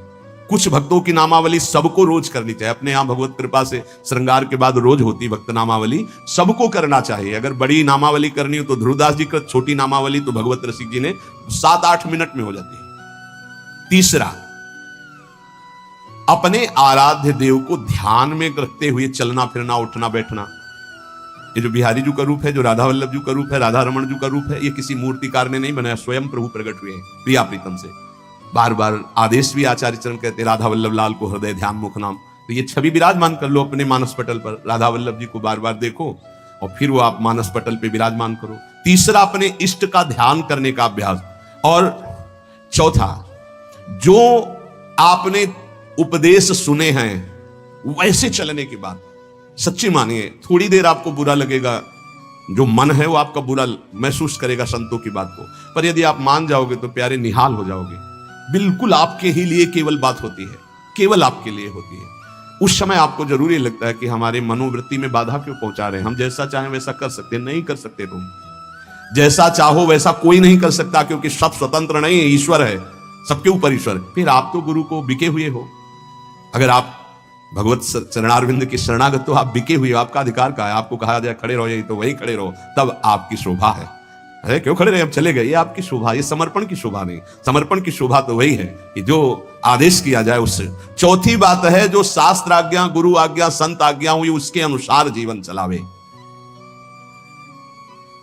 प्रभु से मन जोड़ना है और संसार शरीर से मन को हटाना है। वो बड़े भाग्यशाली जन हैं जो विषयों से मन को हटाकर प्रभु में जोड़ते हैं। बड़े कृपालु प्रभु हैं। देखो, ज्यादा हट करोगे कि हमें भोग चाहिए तो हरि गुरु दे देंगे, हमारी बात मानना। वो ये कहते जाएंगे कि जहर है इसे मत खाओ, पर ज्यादा आप कहोगे तो हरि प्रसाद कुछ दुर्लभ नहीं, वो इसलिए दे देंगे कि एक बार देखो तुम संसार के अभी थपेड़े खाओ, फिर तुम्हें पता चलेगा। जब तुम कहोगे नहीं चाहिए तो 1 सेकंड में ऊंचाई पर वो बैठा देंगे। अगर पहले ही उनकी सलाह मान लो तो तुमको थपेड़े नहीं खाना पड़ेगा, जलना नहीं पड़ेगा, निकल जाओगे। मनुष्य जन्म का महान कर्तव्य निरंतर भगवत चिंतन करते हुए भगवत प्राप्ति कर लेना है। जो भजन मार्ग में चल रहे हैं उनको ये बात ध्यान रखनी चाहिए कि जैसे संपूर्ण नदियां समुद्र में स्वयं आकर मिलती हैं, ऐसे रिद्धियां सिद्धियां मोक्ष जो चाहोगे वो सब अनायास मिल जाएगा आपको। ऐसा न समझो कि भजन करने वालों को केवल दुख ही मिलता है। जैसी द्वारिकापुरी वैसी सुदामापुरी। भजन करने में थोड़े दिन पाप नष्ट करने के लिए जलना पड़ता है, फिर तो महान आनंद है। जैसे संपूर्ण नदियां बिना इच्छा के समुद्र के पास जा रहे हैं, ऐसे बिना इच्छा के संपूर्ण वैभव रिद्धियां सिद्धियां सब आ जाएंगी। आप भजन को न छोड़ें। जैसे गंगा जी में मिलकर के सब कुछ गंगाजल हो जाता है, ऐसे ही आपका सब कुछ मन बुद्धि देह चित्त सब भगवत स्वरूप हो जाएगा। जिस समय भगवत चिंतन करते करते तदाकार वृत्ति हुई, शरीर भी परिवर्तित हो जाता है।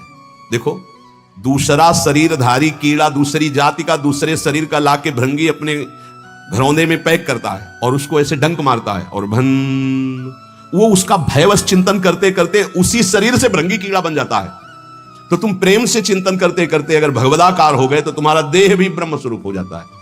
जो भगवत प्रेमी महात्मा है उनका शरीर चिदानंद में होता है, पांच भौतिक भाव खत्म हो जाता है, उनका शरीर भी ब्रह्म स्वरूप हो जाता है। ये बात श्रद्धाहीन तर्कवादियों को समझ में नहीं आएगी, ये श्रद्धावान को समझ में आएगी कि शरीर भी ब्रह्म रूप हो जाता है। अतः निरंतर नाम जप के अभ्यास बल से राग द्वेष रहित होकर के विधि निषेध रूपी भवसागर से पार हो जाओ।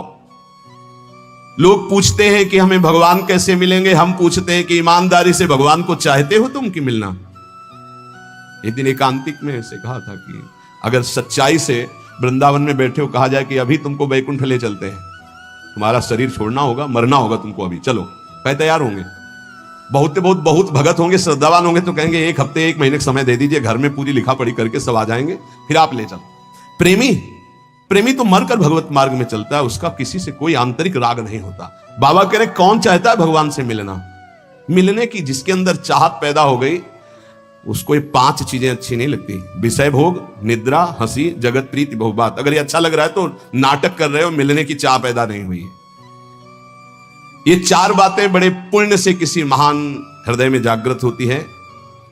भगवत भक्तों का भगवान से भी बढ़कर आदर करना और सब साधनों से श्रेष्ठ भगवान नाम में दृढ़ विश्वास प्रीति हो जाना। दूसरा, सबसे पहला है भगवत भक्तों में मोते अधिक संत कर लेखा। भगवान के सातों सब मुहिमे जग देखा, मोते अधिक संत जाने संत अनंत समाना। भगवान नाम के बराबर कोई साधन नहीं, ये दूसरा। भगवत सेवा के बराबर कोई सिद्धि नहीं, तीसरा। और भगवान के प्रेम के बराबर कोई साधना का फल नहीं। भगवत प्रेम इस समस्त साधना का। ये काम भोग शब्द क्रिया की तो बात जाने दो, मेरे कान में भी ये शब्द न पड़ने पावे, ये बात ध्यान देना। संग करना ये तो दूर की बात रही। श्रीधाम वृंदावन में प्रिया प्रीतम की उपासना में मुझे जो लगाया गया है, जिनका मैं भजन कर रहा हूं, एक तड़ित वर्ण वाली पीता अरुण अक्षय अनंत तनिल लता भाम, बिजली की अनंत कांति, एक श्याम मेघ, इनकी उपासना। तो सावधान ये रहे कि करणाभ्यरणा स्पर्शिना, मेरे कान में शब्द भी काम भोग का न पड़े। क्रिया और संग मात्रादिहस्ता, संग आदि अन्य चेष्टाएं ये तो दूर की बात रही, मेरे कान में भी काम शब्द न पड़े, क्योंकि सुनने मात्र से ही ये भय उपस्थित कर देता है। कुछ ही दिन की बात है, वो स्मार्ट मोबाइल के कारण उन्होंने अपने शरीर को पूरा कर दिया। साधक थे, उन्होंने सुसाइड नोट में लिखा कि मैं अपने शरीर को इसलिए नष्ट कर रहा हूं क्योंकि इस मोबाइल से मैंने गंदी बातें देखी और वो मेरे मन को बहुत मथित कर रही हैं। मैं जीने की आशा छोड़ चुका हूं, किसी का इसमें कोई दोष नहीं, और अपने शरीर को पूरा करें। हम तो आंतरिक उस वृत्ति को प्रणाम करते हैं जो इस ग्लानि से युक्त हुई, लेकिन उस अज्ञान को नकारते हैं कि ऐसा नहीं होना चाहिए। हमसे गलती हो जाती है, लेकिन हमारा गलती का सुधार का अवसर है, हमारा शरीर का त्यागने का अधिकार नहीं है। क्योंकि आत्महनन गति बहुत दुर्गति होती है। ये कोई निर्णायक फैसला थोड़ी हो गया कि इससे हम मोक्ष पद भी प्राप्त कर लेंगे, परम पद नहीं। बड़ी से भी बड़ी गलती हो गई, हम क्षमा चाहते हैं प्रभु से, समाज से, अपने से भी। और हम आगे बढ़ें, अपने को भी क्षमा करें, गलती हो गई। इस तरह का कोई कदम उठा लेना विवेक नहीं कहलाता। इसलिए महापुरुषों ने जो कहा उसको समझो। कर्णाभरणा स्पर्शिणः स्त्रीति वर्णा दप्युतृष्टाः संग मात्रादिहस्ताः। एक काम भोग की वार्ता हमारे कान में भी स्पर्श नहीं करनी चाहिए। वैसे जिनको बहुत आवश्यक कार्य है, अगर वो छोटे वाले मोबाइल रखे तो बहुत अच्छा रहेगा, जो स्क्रीन नहीं है जिसमें, क्योंकि ना जानो छिन अंत कवन बुद्धि घटे प्रकाशित छुट चेतन जो अचेत तेव मुनि भय विश्वासित तारा सरसुर इंद्र कलप कामिनी मन फंद्या। ऐसा बुद्धि बहुत नीच है, एक कब क्या निर्णय कर दे भगवान बचावे, इसका कोई भरोसा नहीं। ये सबसे बड़े दगाबाज दो अंदर बैठे हैं, मन और बुद्धि, इन पर कभी विश्वास न करे। बहुत नीच है ये, बहुत नीच है ये। जब तक ये भजन करके भगवत प्राप्ति नहीं कर लेते तब तक इनका विश्वास करना मानो अपने आप को नष्ट करना है। ना अपने मन पर विश्वास, ना अपनी बुद्धि पर विश्वास। छाती जलती रहती है, हृदय रोता रहता है, परमार्थ का पथिक लड़खड़ा के ऐसे गड्ढे पे गिरता है, उठना मुश्किल होता है। क्या जीवन का नाश कर देना किसी समस्या का समाधान हो सकता है क्या? नहीं। चलने वाला ही गिरता है, लड़ने वाला ही हारता है, इसलिए हारने वाला ही एक दिन विजेता बनता है। देखो ये संसारी पुरुष नहीं जानते, हाय ऐसा हो गया। आप तो दिन भर रात दिन उसी विषय में पड़े हो। कोई साधक यदि साधन मार्ग में चल रहा है, थोड़ा फिसल गया, थोड़ा चूक हो गई, तो हाय कहने की जरूरत नहीं, उसको ढांढस बंधाने की जरूरत है, धैर्य बंधाने। कोई बात नहीं, आप आगे बढ़िए, कुछ नहीं हुआ, ठीक है, सब ठीक हो जाएगा। ये यात्रा है, बहुत भूल भुलैया की यात्रा है, बहुत फिसलन है माया की, इसलिए एक दूसरे को सहयोग करके निकलना है। जब तक भगवत साक्षात्कार ना हो जाए, साधक को एकांत कमरे में अकेले नहीं रहना चाहिए, समुदाय में रहना चाहिए। साधु समुदाय, कलौ संघो शक्ति। समुदाय से क्या होता है कि एक दूसरे की नजर है। अच्छा, हमारे अंदर कोई गलती हुई तो हम एक दूसरे साधक से निवेदन कर सकते हैं, वो हमको समझा सकता है। अकेले में जो चिंतन फंसा वो फंस गया, और वो चिंतन ना निकल पाया। वैसे सबसे प्रार्थना है, हर समस्या का समाधान है, हर पाप का प्रायश्चित है, हर गलती के सुधारने का अवसर। कोई ऐसी गलती नहीं जिसका सुधार ना हो। कभी किसी से ऐसी गलती हो जाए तो आप अंदर जलिएगा मत, गुरुजनों से शेयर कीजिएगा। जो अपने गुरुजन हैं उनके सामने बात रखिएगा कि मेरे से गलती हो गई। अब अपने मन को खाली कर दीजिएगा। आपसे सही कहते हैं, हमारे प्रभु इतने करुणा में क्षमा करते हैं। अगर वो क्षमा न करे तो भगवत प्राप्ति किसी को ना हो। आप लोग नहीं समझते, किसी की भी जीवनी जो है वो शुक्ल पक्ष की लिखी जाती है। इसीलिए बड़े बड़े महापुरुष जब प्रभु के सामने विनय करते हैं तो मोशम कौन कुटिल खल कामी, जिन मुको तन दियो ताको न भजन कियो ऐसो नोन हरामी। सूरदास जी महाराज, गोस्वामी तुलसीदास जी, जो मैं अपने अवगुण कहूं बाढ़ई कथा पार नहीं लाऊं। ए भाई, अंदर की बात है, रो रो के इस मार्ग में विजय प्राप्त की जाती है। सबके हृदय को, कोई ऐसा नहीं है, सबके लख बिरले पाए। बिरला कोई साधक पहचान पाता है कि हमारे अंदर ये पाप आ गया, ये दोष आ गया, ये गलती, प्रभु मेरे से गलती हो। सच्ची कहते हैं, अगर भगवान क्षमा ना करें तो कोई एक कदम भी परमार्थ पे नहीं चल सकता। निराश होने की जरूरत नहीं, ये नहीं देखना कि वो बहुत आगे बढ़ चुके हैं। तुमसे सच्ची कहते हैं, हृदय की बात कहते हैं, जिससे तुम बहुत आगे बढ़ा हुआ और जानते हो भगवत कृपा से केवल है, केवल भगवत। वो भगवत कृपा आपके ऊपर नहीं हो सकती क्या? क्या आप महान नहीं बन सकते हैं क्या? महान के अंश हैं, महान के पुत्र हैं, आप भी महान बन सकते हैं। गलती हो गई, त्रुटि हो गई, उसके लिए रास्ता है, प्रायश्चित है, दंड विधान है, क्षमा विधान है, लेकिन शरीर को पूरा कर देना ये कोई विवेक नहीं रहा। कभी किसी उपासक से, किसी के भी मन में कुछ भी ऐसा चल रहा हो कि वो तुम्हें जला रहा है, तुम निकल नहीं पा रहे हो, श्री जी से कहो, गुरुजनों से कहो, निकल जाओगे। अगर विवेक काम करे तो ध्यान ही मत दो उसकी तरफ, निकल जाओगे। ऐसा नहीं कि उसमें डूब जाओ, उसी चिंतन में डूब जाओ। इसीलिए हम कहते हैं, एक एकांत कमरे में रहकर साधना करता है, एक रोज सत्संग करता है, बड़ा अंतर होगा, बड़ा अंतर होगा। सत्संगी कलावान हो जाएगा, क्या युक्ति आ जाएगी बचने की, उसकी किस विकार से, किस भावना से कैसे बचा जाता है। और वो बहुत जरूरी है भजन में। अगर भजन में युक्ति नहीं तो मुक्ति होना बहुत कठिन है। इसलिए साधु संग किया जाता है कि उनके अनुभव, उनकी युक्तियां हमको विचारों से बचा सके। हमारे अंदर विचारों का जाल फेंका जाता है जो मन बुद्धि है वो विचारों के जाल में हमको फंसाती है, हमें बचना है।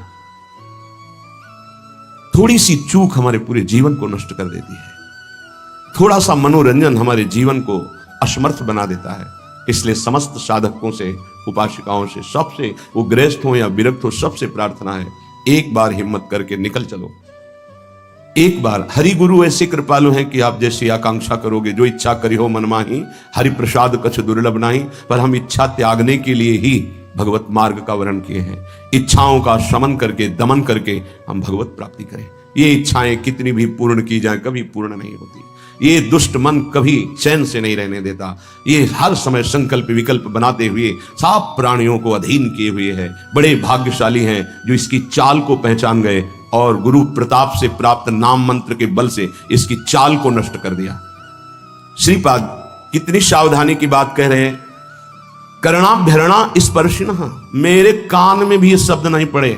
हे प्रियालाल, ऐसी कृपा करो कि मेरे कान में भी काम भोग की बातें ना पड़े। और जो मोबाइल में देखेंगे फिर कैसे चल पाएंगे। इसीलिए बहुत विचारणीय विषय है, सावधान। हम हृदय से पीड़ित होकर के कह रहे हैं कि आपके पास यदि वो स्मार्ट मोबाइल है और आपकी क्षमता ऐसी नहीं कि आप अपने मन को रोक सके, तो कृपया आप मोबाइल को चेंज कर लें, बदल लें। आपको आवश्यक है छोटा वाला रख लें, बड़ा वाला परिवारिक जनों को दे दें या हटा दें। क्योंकि आज हमारी बुद्धि शुद्ध है, कल हमारी बुद्धि कुछ देखना चाहेगी। अगर हम देख लिए तो हमारा मनन बनेगा, मनन बनेगा तो फिर हम असहनीय हो जाएंगे, हम सहन नहीं कर पाएंगे। सहत सहत बाढ़े भगति गृह तन गुरु हितगार। सहन करने वाला भक्ति मार्ग में आगे बढ़ता है और टूट गया तो संसार में रह जाता है।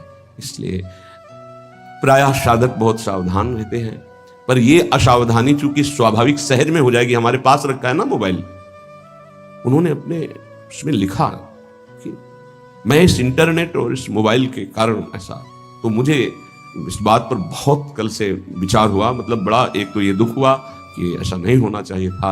उसके लिए समाधान है, हम ऐसा क्यों करें, मोबाइल को यमुना जी में फेंक दें, कसम खाएं, नियम लेके मोबाइल रखेंगे नहीं। हमें लगता है 25-30 वर्ष से मोबाइल की रचना हुई, पहले तो नहीं थे। तो क्या पहले भारत में कोई जीवित नहीं था क्या मोबाइल के बिना? क्या कोई चल नहीं रहा था क्या मोबाइल के बिना? क्या कोई समस्याएं सबको घेर रही थी? हमें लगता है जब से ये बढ़ा तो समस्याएं बढ़ गई। क्या समस्या है? ना हम चैन से विश्राम कर सकते हैं, ना हम कहीं अपने हृदय को प्रभु की तरफ लगा सकते हैं। जहां एकांत हुआ उसी में लग गए, वो रील देख रहे हैं, गेम देख रहे हैं, सीरियल, अब तो पूरा सब उसी में संसार भरा हुआ है। बहुत सावधान।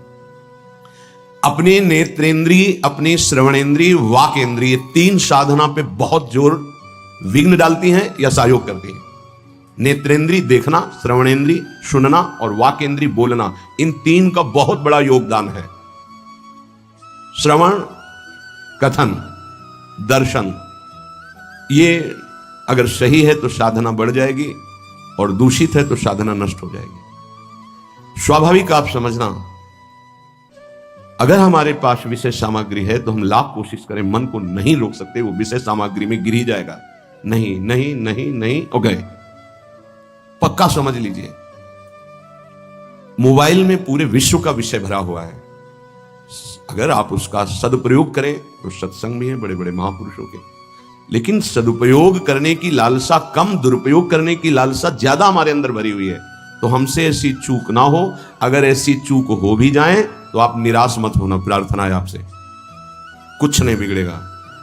अगर अंतिम बन गया तो सब बन गया। आपको निराश नहीं होना है, आपको किसी महापुरुष से तत्काल निवेदन करना है, अपनी बात रखनी है, आनंदित हो जाओगे, कुछ नहीं बिगड़ा। अरे घोर वैश्यागामी, घोर पापाचारी को भगवत प्राप्ति हो सकती है, तो ये ऐसी कोई बात दिमाग में न लावे। भगवान के वचन है, अपिचेत सुदुराचारो भजते माम अनन्य भाग साधुरिव समंतव्या सम्यक व्यवसिता। ऐसा सुदुराचारी माने सांगोपांग दुराचार करने वाला। शरीर को नष्ट कर देना ये कोई विवेक नहीं है, कोरी मूर्खता है। बहुत दुर्लभ मानव देह मिला है। अगर हमसे गलती हो जाती है तो हमारे प्रभु बहुत करुणामय है, वो क्षमा कर देंगे। लेकिन ये गलती, ये तो हमारे लिए क्षमा की कोई स्थान ही नहीं रह गया, कोई प्रार्थना ही नहीं रह गई। बिल्कुल कभी कोई निराश ना हो, किसी भी विषय में फंसा हो, किसी भी दोष में फंसा हो, किसी भी नाना प्रकार के प्रापंचिक प्रवृत्तियों में फंसाओ, घबराना नहीं, निराश मत होना। एक मार्ग है, अभी अवसर है, आप भगवत प्राप्ति कर सकते हैं, बिल्कुल प्रसन्न हो जाना। अगर आपको ऐसा कहीं आसपास कोई संत महात्मा, तो उनके समीप जाना, जो सुलझे हुए हों उनसे अपनी बात कहना, वो आपको संभाल लेंगे। या ऐसा ना हो तो प्रभु के श्री विग्रह के सामने रोना, वो संभाल लेंगे पक्का। ये काम जब राग से उत्पन्न होता है तो ये केवल पाप ही कराएगा। भगवान महासनो महापापमा, ये महापापी काम पापात्मा है, ये उसे पापात्मा बना देता है जिसके हृदय पर अपना अधिकार कर। और महासनो कभी तृप्त होने वाला नहीं है। अगर इसकी पूर्ति न हो तो विद्धेनमी वैरिणम, ये क्रोध रूप धारण कर लेता है, दुश्मन की तरह बर्ताव हो जाता है। देखो कितना बड़ा दुश्मन, साधना छूटी, जीवन छूटा, अब क्या परिणाम ठाकुर जी जाने। ये महान दुश्मन कामेश क्रोधेश रजोगुण समुद्भवा, इसकी व्याख्या पीछे हो चुकी है। उपासक की पहली दशा में जैसे अग्नि के ऊपर धुआं छा जाए, ऐसे जब काम जागृत होता है तो उसको पता है कि गलत है, नहीं करना चाहिए, पर वो धुआं जैसे फूंक लगे तो अग्नि प्रज्वलित हो जाए, ऐसे अगर पहली अवस्था में विवेक काम कर गया तो बचा ले जाएगा अपने को। दूसरी अवस्था आती है, शीशे पे जैसे मल का लेप हो जाए तो अपना प्रतिबिंब नहीं दिखाई देता, ऐसे उसको ये समझ में ही नहीं आता कि मुझे ये नहीं करना चाहिए। बार बार राग कहेगा इसमें सुख है, सुख है, अगर वो कोशिश करे तो हट सकता है, तीसरे में नहीं। तीसरा है जैसे जेर से ढका हुआ गर्भ, निर्णय करने की शक्ति ही खत्म हो जाती है। आवृतम ज्ञानमेतेनो ज्ञानिनो नित्य वैरिणा काम रूपेण कौन्ते दुष्पूरेणा नलेन च। हे कुंती नंदन, ये अग्नि के समान कभी तृप्त ना होने वाला काम ये ज्ञानियों का नित्य दुश्मन है, ये नित्य बैरी है, ये ज्ञान को ढक करके नष्ट कर देता है पक्का। कभी हंसी मजाक खेल कूद मनोरंजन विपरीत आकर्षण वालों से ना करें, प्रार्थना है। हंसी हंसी में खेल खेल में ऐसी गलती हो जाती है कि फिर मन जलता रहता है, फिर मन अधीन हो जाता है। जो हमको चिंतन करके भगवदानंद में डूबना था वो विषयानंद का चिंतन हो जाता है। कह रहे आवृतम ज्ञान में तेन, ये ज्ञान को ढक लेता है। ज्ञानिनो नित्य वैरिणा, ये ज्ञानियों का भी नित्य वैरी है। ये दुष्पूरेणा, ये कभी पूरित नहीं होता, चाहे जितना इसको भोग देते रहो। अनलेन च, जैसे अग्नि घी डालते रहो, कभी शांत नहीं होती। अब पता चल गया कि बैरी कौन है, बोले काम तो रहता कहां है। अगर किसी को दुश्मन का पता चल जाए ठिकाना रहने का तो आक्रमण किया जा सकता है। तो दुश्मन पता चला, ज्ञानियों का नित्य बैरी काम। काम की पूर्ति में बाधा लगी तो क्रोध, काम की पूर्ति हो गई तो लोभ तृष्णा, और भोगूं बार बार भोगूं। मुखिया है आवागमन का, जन्म मरण का मुखिया है काम। ये रहता कहां है, अगर पता चल जाए तो आक्रमण करने में समर्थ हो सकता है साधक। कहां रहता है, भगवान इसका निवास स्थान बताते हैं कि काम रहता कहां है। इंद्रियाणि मनोबुद्धि रस्याधिष्ठानमुच्यते एतैर्विमोहयत्येषो ज्ञानमावृत्य देहिनम्। इंद्रियां, मन, बुद्धि, ये ऑफिसे हैं इसकी, यहां बैठता है। इंद्रियाणि मनोबुद्धि रस्याधिष्ठान मुच्यते, ये इसकी ऑफिस है, काम की ऑफिस। इंद्रियां, मन, बुद्धि, ये काम इंद्रियां मन बुद्धि के द्वारा ज्ञान को ढक देता है और गलती हो जाती है। इतनी जल्दी बुद्धि को कवर करता है काम, विचार करने की सामर्थ्य नहीं रह जाती उपासक में। विषयी पुरुषों की तरह चर्चा नहीं, वो तो गिरे हुए हैं, गिरा हुआ क्या गिरेगा, साधक की बात हो रही। इतनी जल्दी आक्रमण करता है कि जल्दी बोलने में देर लगी, उसको कवर करने में देर नहीं लगती। तत्काल वो बुद्धि को कवर करके ज्ञान रहित करके अपना चिंतन, अपनी चेष्टा, ज्ञान को ढककर देह भाव वाले पुरुष को ये मोहित करके भ्रष्ट कर देते हैं। देह भाव, मैं पुरुष मैं स्त्री, जब तक ये भाव है तब तक बहुत सावधान। इंद्रियाणि मनोबुद्धि रस्याधिष्ठान मुच्यते, ये ऑफिस है लेकिन घर अभी नहीं बताया गया। सही माने में काम का वास अहम में है, देहाभिमान में। इसमें भगवान ने जो वर्णन किया, एतैर् विमोहयत्येष ज्ञानमावृत्य देहिनम, देहिनम देह भाव, देह भाव अहम भाव। मुख्य इसका निवास स्थान अहम भाव में, मैं पुरुष हूं मैं स्त्री हूं, मैं शरीर हूं, ये जो भाव है अंतःकरण में, मन बुद्धि चित्त अहंकार, इसका घर है अहंकार। आफिस है इंद्रियां मन और बुद्धि। ये अहंकार की गुफा में छुपकर बैठ करके प्रहार करता है, मन और इंद्रियों को अधीन करके भोगों में हर प्राणी को फंसाए हुए है, चाहे वो चिड़िया हो, चींटी हो, मनुष्य हो, पशु पक्षी, कोई भी 84 लाख योनियों में एक छत्र इसका राज्य है। वही बचते हैं जो भगवान के आश्रित और भगवत शास्त्र की, गुरुजनों की अक्षरशः आज्ञा का पालन करते हैं।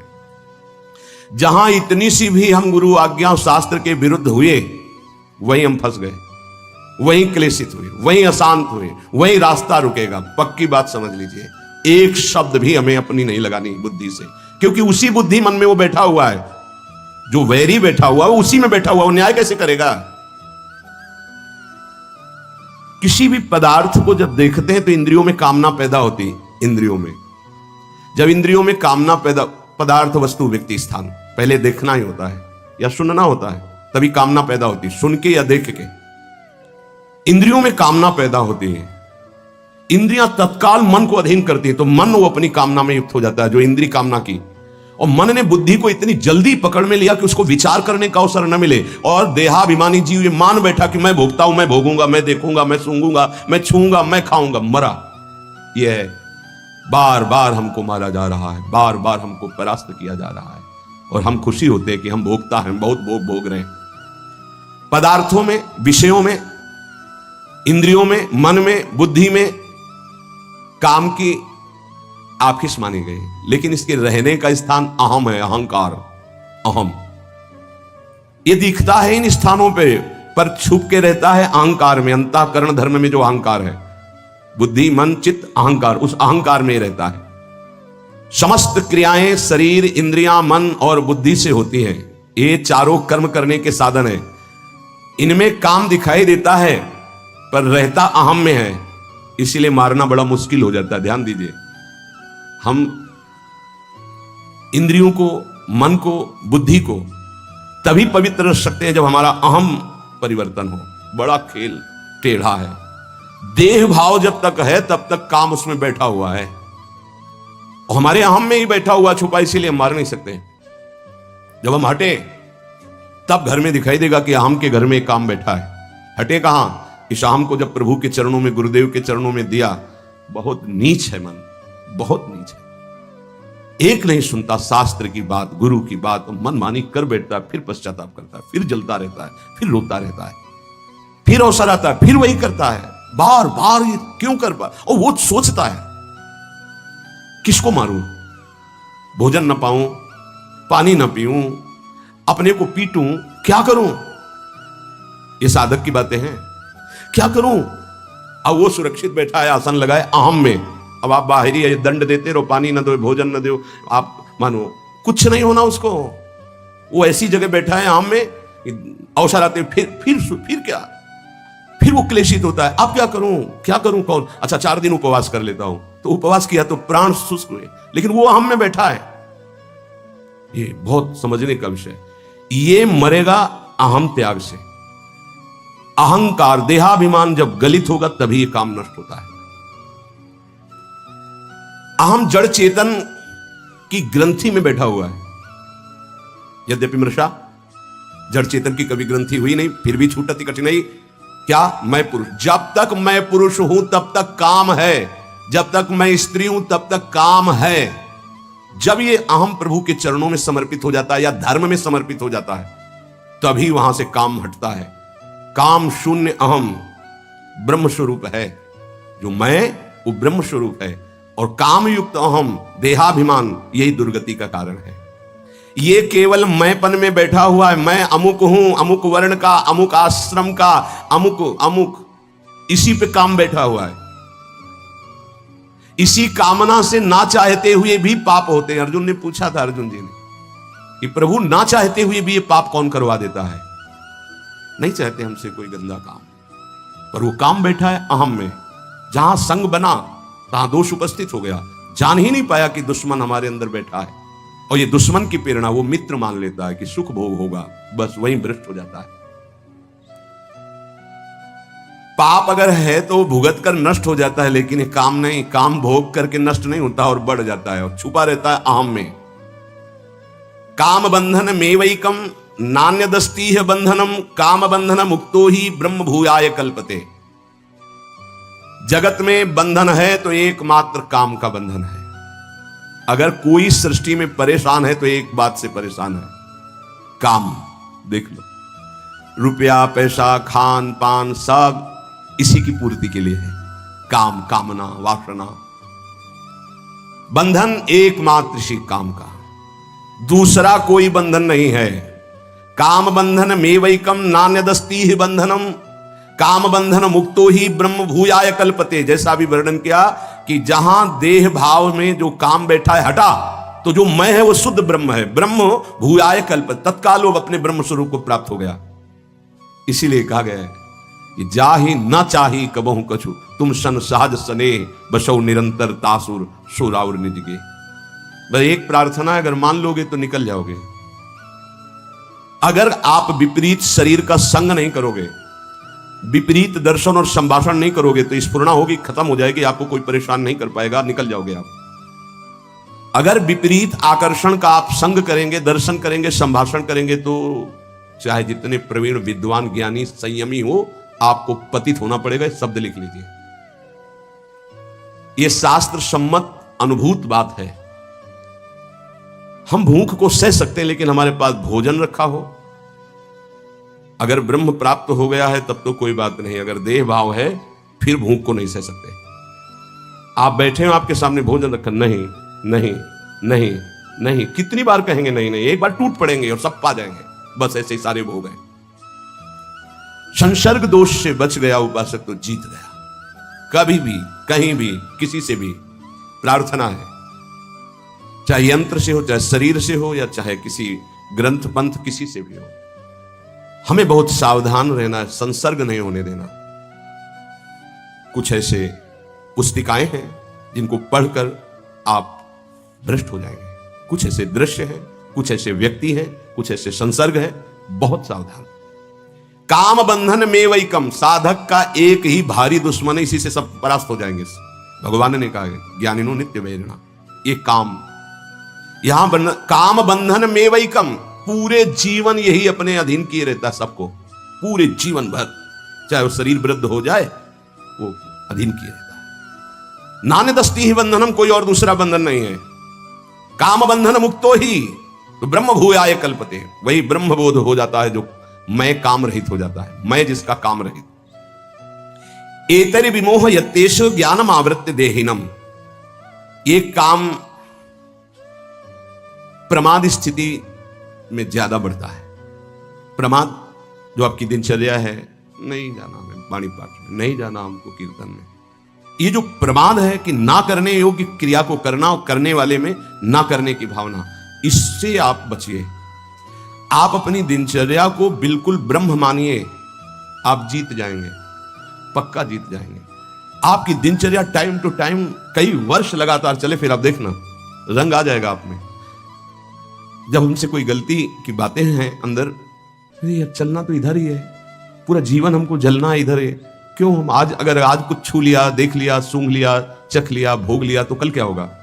आखिरकार जलना तो पूरे जीवन है ना, तो हम थोड़ा और जल लेते हैं, फिर शांति के मार्ग में आगे बढ़ जाते हैं। विचार के द्वारा नहीं चाहिए। अच्छा, जिनके पास है सब भोग भोग रहे हैं, वो मरना तो है ही ना, भोग छूटेंगे तो है ही ना। मरने के बाद क्या है? क्या कमाया आपने? हाथ खाली, वही अशुभ और शुभ कर्म, न भजन न सच्चिदानंद से प्रीति। हे यमुने, आप बड़ी दिव्य हैं। आपका नाम जब यमुना यमुना यमुना ऐसे कान में पड़ता है तो पाप के समूहों का नाश हो जाता है, यमराज कभी उसके समीप नहीं आ सकते। लोक में यमुना जी का प्रादुर्भाव भगवान सूर्य की पुत्री के रूप में भी है। विविध अनंत कथाएं हैं।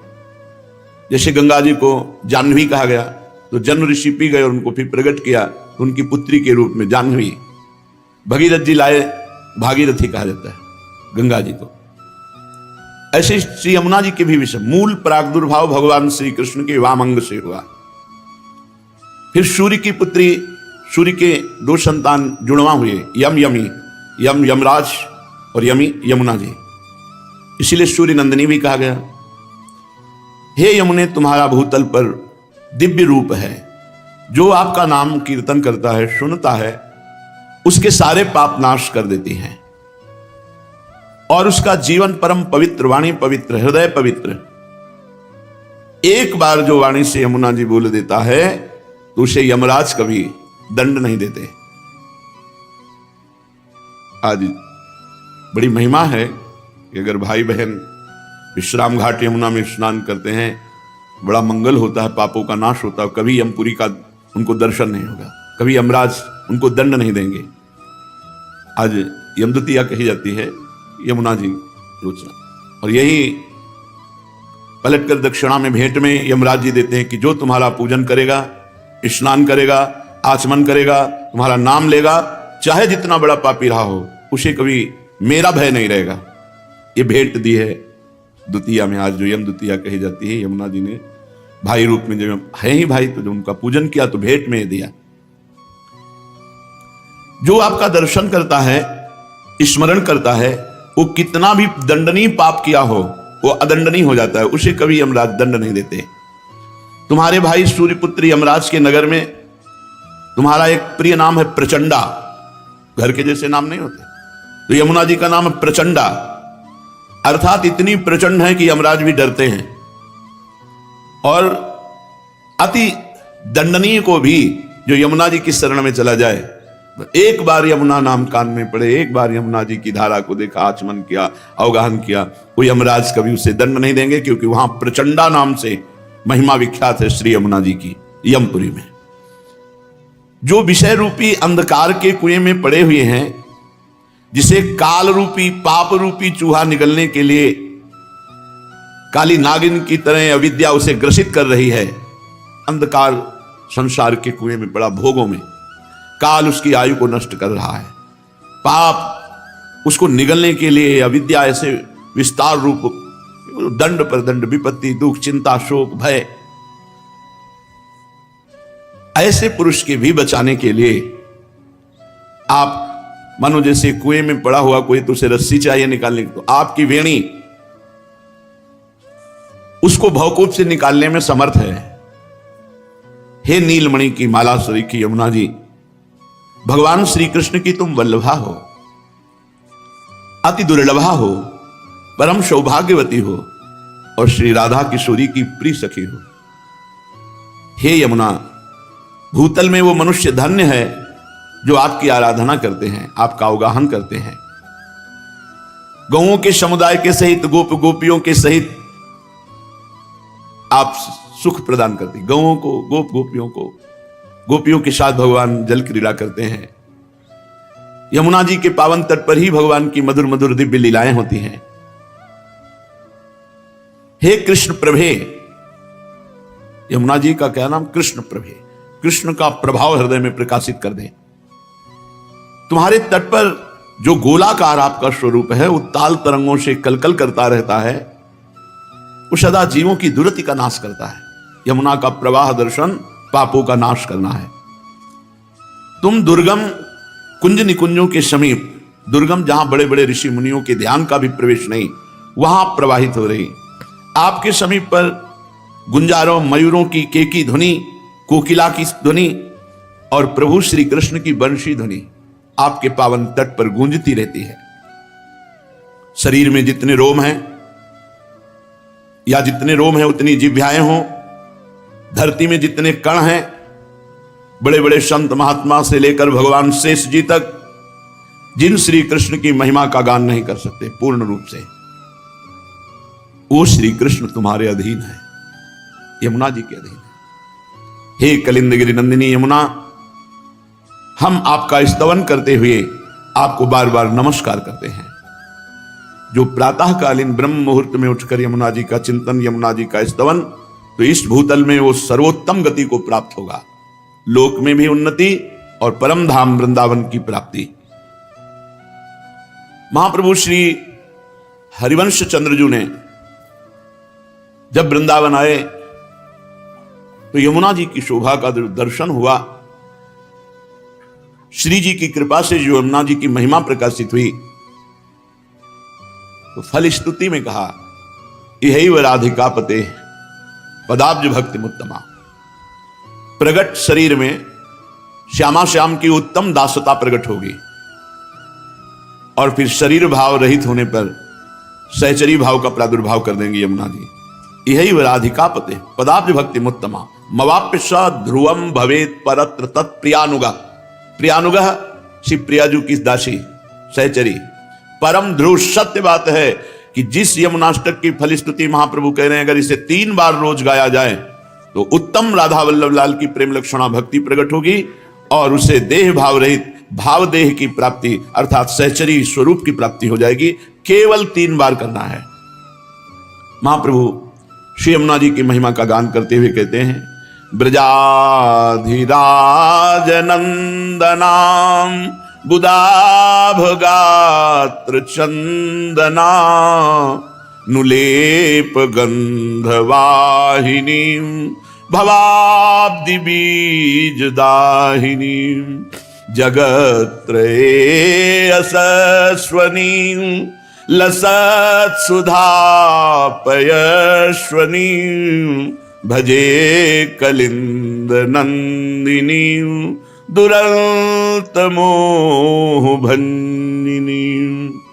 श्री यमुना नवीन मेघ के समान कांति वाले श्री ब्रजराज नंदन के शरीर में और श्री प्रियाजू के श्री अंग में लगा हुआ अंगराग चंदन, जब प्रियालाल स्नान करते यमुना जी का अवगाहन करते हैं तो प्रियालाल के श्री अंग में लगा हुआ अंगराग चंदन उसको लेकर प्रवाहित होती है।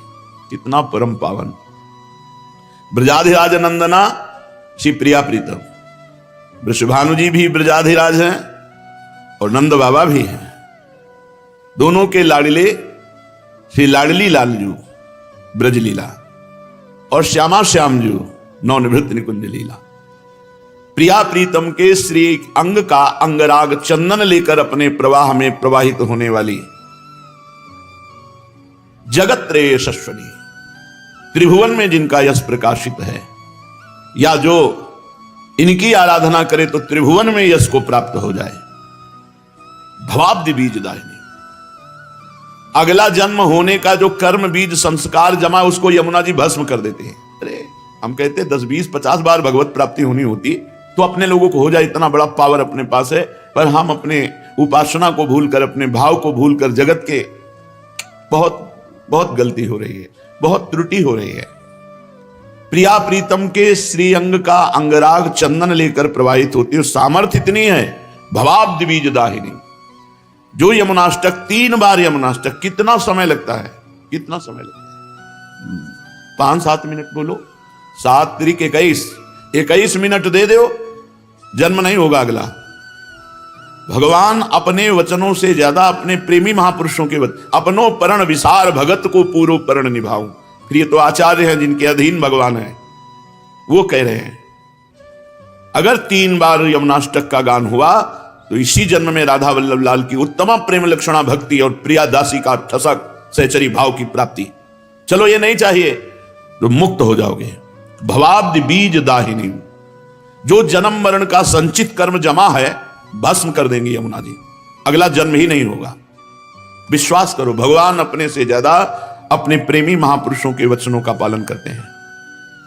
भीष्म जी ने जब कहा कि मैं गंगा पुत्र शांतनु पुत्र भीष्म नहीं कहलाऊंगा यदि कल तुम्हें रणभूमि में अस्त्र लेने के लिए विवश न कर दूं, तो भगवान मुस्कुरा कर बोले मुझे अपना प्रण छोड़ने में और अपने भक्त का प्रण पालन करने में कोई संकोच नहीं लगता। मैं ऐसा ही करूंगा जैसा तुम कह रहे हो, लेकिन कल तुम्हें पांडवों के बध लायक नहीं रखूंगा।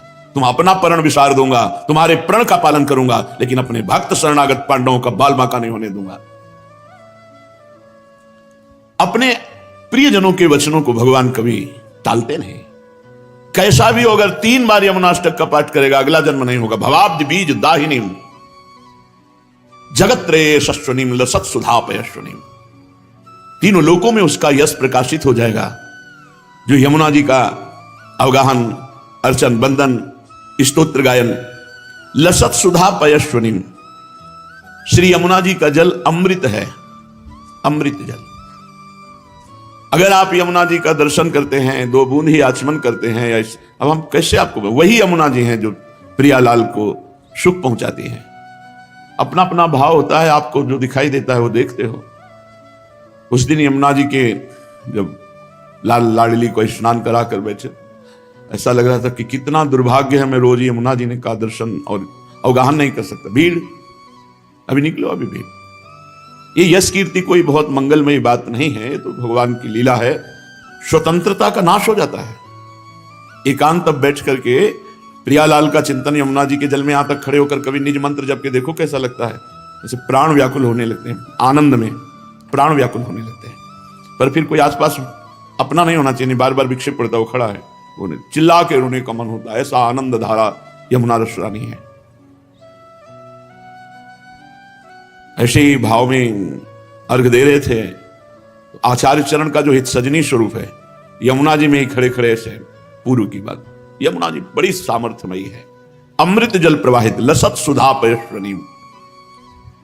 ऐसी यमुना जी का जो स्तोत्र गायन करेगा, ये दुरंत मोह का नाश करके कलिंद नंदनी यमुना जी उसे प्रियालाल का प्रेम प्रदान करते हैं कौन? रसैक सीम राधिका पदाब्ज भक्ति साधिका तदंग राग पिंजर प्रभाति पुंज मंजुलाम स्वरोचिषाति शोभिताम कृताम जनाधिगंजनाम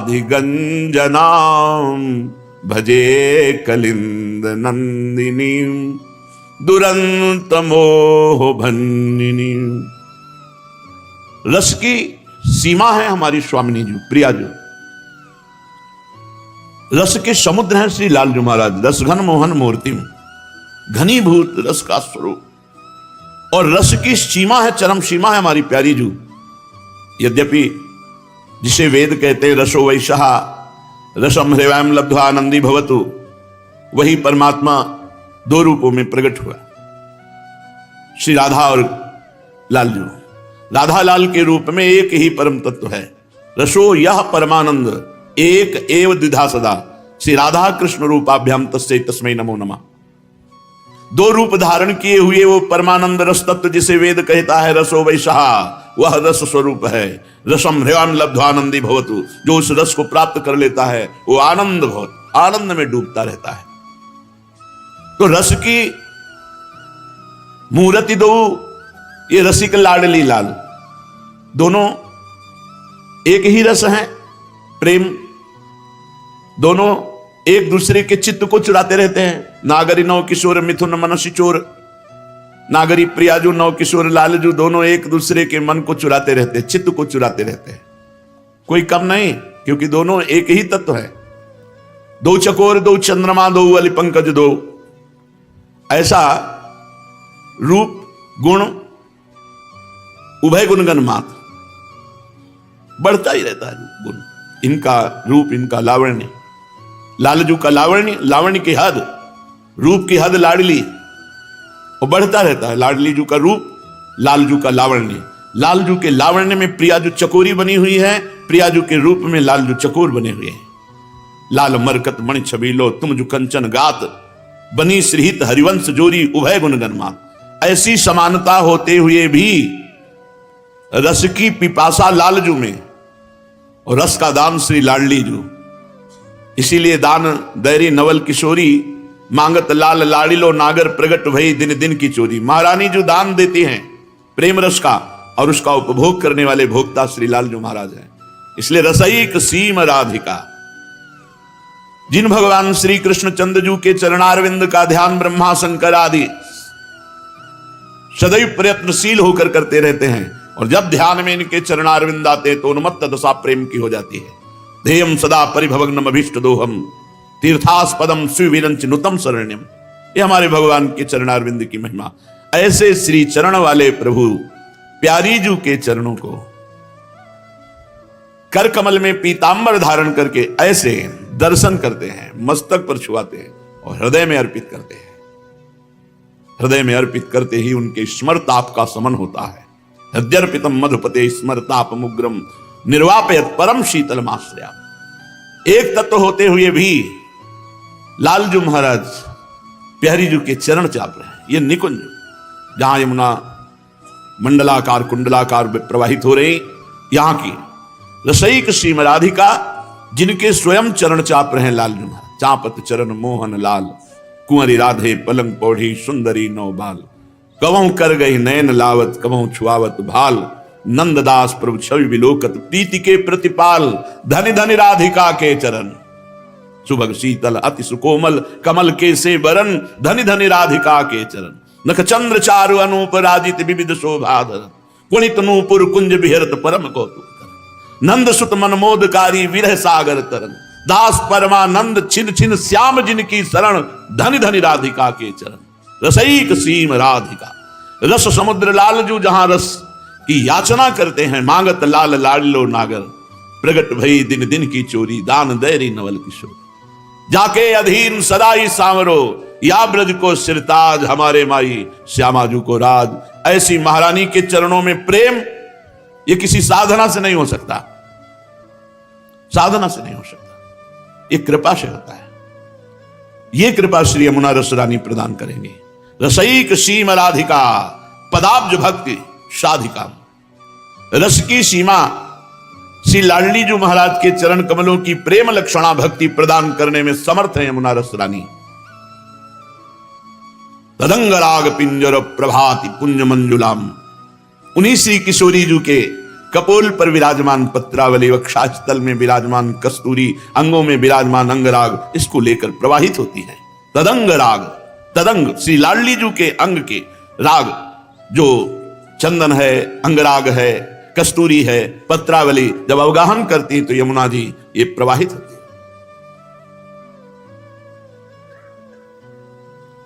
सुरोचिशाति शोभिताम कृताम जनाधिगंजनाम, जो अपनी प्रभा से प्रिया प्रीतम को लुभायमान करती है यमुना जी। ऐसा सुंदर निर्मल सुगंधित जल, क्योंकि श्वेत नील अरुण स्वर्णिम ऐसे कमलों की समूह के समूह, और उनका पराग जब तो लहरों से तरंगायमान वायु मस्त करती है, प्रिया प्रीतम की घ्राणेंद्री को आकर्षित करती है। ऐसी सामर्थ्य वाली की जो प्रभु को आकर्षित करती है। और जो यमुना जी की शरण में हो जाता है, यमुना जी का ये स्तोत्र गायन करता है, कृताम जनाधिगंजनाम, जन के समस्त दुखों पापों विपत्तियों का गंजन कर देती, नाश कर देती है श्री यमुना रस रानी, जो दुरंत मोह का नाश करके प्रिया प्रीतम के चरणों की प्रेम लक्षणा भक्ति प्रदान करती हैं। ऐसी यमुना जी का मैं भजन करता हूं। ब्रजेंद्र सूनु राधिका, हृदय प्रपूर्य माणयोर। महारसाब्दि पूरयो, रिवाति तीव्र वेगतः।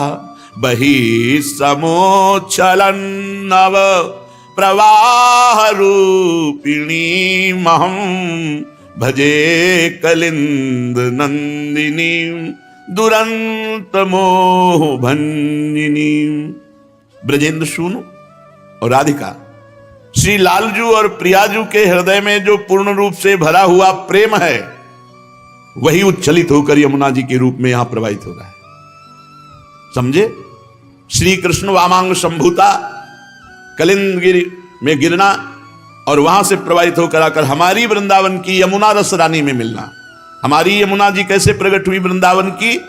ब्रजेंद्र सोनु राधिका, हृदय प्रपूर्यमाणयोर, महारसाब्दि पूरयोर, रिवाति तीव्र वेगतः। श्री प्रिया प्रीतम जू के हृदय में जो पूर्ण प्रेम है, वो जब उल्लसित हुआ तो वही बाहर श्री यमुना जी के रूप में वृंदावन में ही विराजमान है। ये बाहर नहीं जाती। बाहर से जो यमुना जी आई है वो बाहर निकलकर प्रयाग में मिलती हैं जाकर। ये नित्य नवीन नूतन प्रेम प्रवाह श्री यमुना जी लाडली लाल के हृदय का प्रेम उच्छलित हुआ, वही है। श्री यमुना जी कठिन मोह का नाश करके श्री प्रिया प्रीतम के चरणों में प्रेम प्रदान करती हैं। अपने वेग से महासागर की तरह उल्लसित होती रहती है। ऐसी यमुना जी का मैं भजन करता हूं। विचित्र रत्न बद्ध सत तटद्वयो श्रियोज्ज्वला, विचित्र हंस सारसा द्यनंत पक्षि संकुलाम विचित्र मीन मेखलाम कृताति दीन पालिताम भजे कलिंद नंदिनी दुरंत मोह भंजिनी। दोनों तट बड़े उज्जवल हैं, उज्जवल प्रेम प्रकाशित करने वाले। और वैसे भी स्वच्छ यमुना जी, भगवत ऋषि जी ने लिखा है, कहीं कोई कूड़ा करकट कीचड़ नहीं। जब प्रिया प्रीतम जल के लिए करते हैं तो संपूर्ण यमुना जी अक्षय स्थल से दिव्य है, और जब जल विहार नौका विहार करते हैं तो अथाह अगाध वहीं जल हो जाता है। जैसी रुचि युगल सरकार की वैसे यमुना जी रचना रचती है। बड़ी विचित्र है यमुना जी, विचित्र रत्नबद्ध सप्तटद्वय श्रीयोज्ज्वलाम। विचित्र जो पार्थिव बुद्धि से नहीं समझा जा सकता। प्रियालाल कृपा करें हमारी बुद्धि उनके चरणों से जुड़े तो वो पवित्र बुद्धि जो योग को प्राप्त है वो यमुना जी की महिमा को देख सकता है, जान सकता है। जिनके दोनों तट उज्ज्वल कांति फैल रही है और दिव्य रत्नों से आबद्ध है। ये कोई कहावत नहीं है। बादशाह अकबर जब स्वामी हरिदास जी के चरणों में प्रणाम किया, ताज रखा, तब कहा हमारी इच्छा होती कि हम आपकी कोई सेवा करें। उनका क्या सेवा करोगे आप, जो आप आज्ञा करें। देखा इसको बादशाह होने का अहंकार है, जाओ केसी घाट यमुना जी की एक सीढ़ी टूटी हुई है उसको ठीक करवा दो। हाँ महाराज, आप सम्राट अकबर से बात कर रहे हैं, पूरे वृंदावन को नया निर्माण। अरे पहले सीढ़ी ठीक करो जाके। जब गया तो स्वामी जी की प्रताप से दिव्य वृंदावन की सीढ़ी को जो ही देखा घबरा गया, लौट के आया, बोला हमारी सामर्थ्य नहीं, क्योंकि ऐसे रत्न विश्व में है ही नहीं। जिन रत्नों से बद्ध सीढ़ियां हैं वो रत्न ही नहीं, तो उनको ठीक कैसे कराए। अहंकार चूर हो गया बादशाह होने का। विचित्र रत्न, विचित्र रत्न बद्ध सत तटद्वय श्रीयोज्ज्वलाम। दिव्य विचित्र रत्नों से बंधी हुई घाट, सीढ़ियां, गुंबद, अद्भुत कांति फैल रही है। और विचित्र हंस सारसाद्य अनंत पक्षी संकुलाम, अनंत पक्षियों के समुदाय श्री यमुना जी का सेवन कर रहे हैं।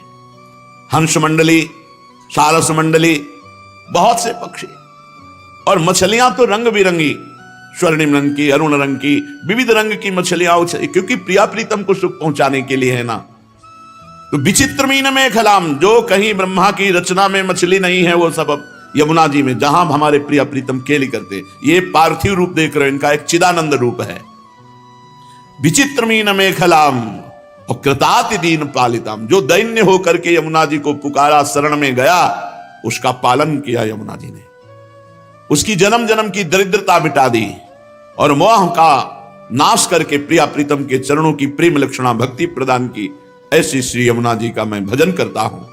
वहंति काम श्रियाम हरेर मुदा कृपा स्वरूपिणी विशुद्ध भक्ति मोज्ज्वलाम परे रसात्मिकां विदुः सुधा श्रुतिन्त्वलौकिकीं परे सवर्ण रूपिणी भजे कलिंद नंदिनी दुरंत मोह भंजिनी। श्री यमुना जी वहंतिकाम श्रियाम हरेर मुदा कृपा स्वरूपिणी। श्री हरि लालजू महाराज जैसी श्याम कांति वैसे श्री यमुना जी की, यमुना जी लालजू के श्री अंग की शोभा स्वरूपिणी है और साक्षात ये कृष्णमय है, कृष्ण स्वरूप ही है। यमुना जी का जल भी कृष्ण जी के श्री अंग की कांति जैसा परेशवर्ण रूपिणी और स्वयं है भी कृष्ण स्वरूप, जो परम रसमयी है, उज्जवल विशुद्ध भक्ति स्वरूपा है, जो प्रेमामृत की अलौकिक धारा है। वहंतिकाम श्रियाम हरेर मुदा कृपा स्वरूपिणी विशुद्ध भक्ति मुज्ज्वलाम, स्वयं विशुद्ध भक्ति हृदय में धारण करती है, क्योंकि प्रिया प्रीतम की सहचरी है और जो इनका सेवन करता है उसे विशुद्ध भक्ति प्रदान करती है। अलौकिक श्री यमुना जी दुरंत मोह का नाश करके प्रिया प्रीतम के प्रेम लक्षणा भक्ति प्रदान करती हैं। श्री यमुना जी का हम भजन करते हैं। सुरेंद्र वृंद वंदिता रसादधीष्ठिते वने सदोपलब्ध माधवाद भूतैक तदृशोन्मदाम् अतीव व्यूहलामिवो चलतरंग दोर्लताम् भजे कलिंद नंदिनी दुरंत मोह भंजिनी। बड़े बड़े देवता इंद्रादि श्री यमुना जी की धारा को प्रणाम करते हैं, स्तोत्र करते हैं, वंदना करते हैं। और श्री कृष्ण के समान रसोन्मत्त हैं यमुना जी। प्रियाजू की परम कृपा यमुना रस रानी पे है। देखो कल चर्चा में सुना था, श्री जी ने कहा हम भूतल पे तभी चलेंगी जब यमुना रस रानी और हमारा प्राण प्रिय वृंदावन होगा। अगर वृंदावन नहीं, गिरिराज नहीं, यमुना रस रानी नहीं, तो हम भूतल पे नहीं चलेंगे। श्री कृष्ण के समान रसोन्मत्त हैं। माधवाद भूतैक सदृशोन्मदाम, श्री कृष्ण के समान प्रेम उन्माद में रहती हैं यमुना जी। और रसभूमि श्री वृंदावन की अद्भुत रस की प्राप्ति कराने वाली हैं। श्री यमुना जी अपनी तरंग रूपी भुजाएं उठाकर विह्वल होकर मानो प्रिया प्रीतम को पुकारती रहती हैं, जो दुरंत मोह का नाश करके श्री प्रिया प्रीतम के चरणों में प्रेम लक्षणा भक्ति प्रदान करती हैं। श्री यमुना जी का हम भजन करते हैं। प्रफुल्ल पंकजाननां लसन्नवोत्पलेक्षणां रथांगनां युग्मकस्तनीमुदार हंसिकां नितंब चारुरोधसां हरे प्रियां रसोज्ज्वलां भजे कलिंद नंदिनी दुरंत मोह भंजिनी। प्रफुल्ल पंकजानना, श्री यमुना जी में खिले हुए कमलों की अद्भुत शोभा। तो श्री यमुना जी का मुखारविंद भी नील कमल के समान है, खिले हुए नील कमल के समान। और उनके नेत्र, जिनके नेत्रों में प्रिया प्रीतम समाये हुए, उन यमुना जी के नेत्रों का क्या वर्णन कोई कर सकता है। अद्भुत विशाल नेत्र, नील कमल के समान चिकने कपोल, अद्भुत रूप यमुना जी का। चकवा चक्रवात आदि पक्षी जोड़ी की जोड़ी वहां खेल रहे यमुना जी के पावन तट पर, हंस क्रीड़ा कर रहे हैं। दोनों तट ही मानो यमुना जी के नितंब हैं। श्री हरिप्रिया श्री किशोरी जी के प्रेम रस से उज्जवल बनी हुई श्री यमुना रस रानी, जो दुरंत मोह का नाश करके प्रिया प्रीतम की प्रेम लक्षणा भक्ति प्रदान करती है, ऐसी श्री यमुना जी का मैं भजन करता हूं। समस्त वेद मस्तकै रगम्य वैभवां सदा महामुनीन्द्र नारदा दिभि सदैव भावितां अतुल्य पामरैरपि श्रितां पुमर्थ शारदां भजे कलिंद नंदिनीं दुरंत मोह भंजिनीं। समस्त वेद मस्तकै रगम्य वैभवां सदा, वेदों के मस्तक स्वरूप उपनिषद भी जहां प्रवेश नहीं पाते, ऐसे प्रेम रस प्रियालाल की प्रेम रस क्रीड़ा वैभव की स्वामिनी श्री यमुना जी महारानी है, जिनका वैभव समस्त उपनिषदों के लिए भी अगम्य है। क्योंकि प्रियालाल का जो प्रेम रस है वहां वेदांत का भी प्रवेश नहीं है। नारदादि महामुनीन्द्र जन जिसका ध्यान करके गान करते हैं, पर प्रवेश उनके लिए भी नहीं। न देवैर ब्रह्माद्यैर न खलु हरिभक्तैर न सुहृदादिभिर यद्वै राधा मधुपतिरास्यं सुविदितम। जहां बड़े बड़े देवता और भक्तों का भी प्रवेश नहीं, केवल सहचरी भावापन्न महापुरुषों का, वो श्री नवनिभृत निकुंज वृंदावन की रस की दात्री श्री यमुना रस रानी।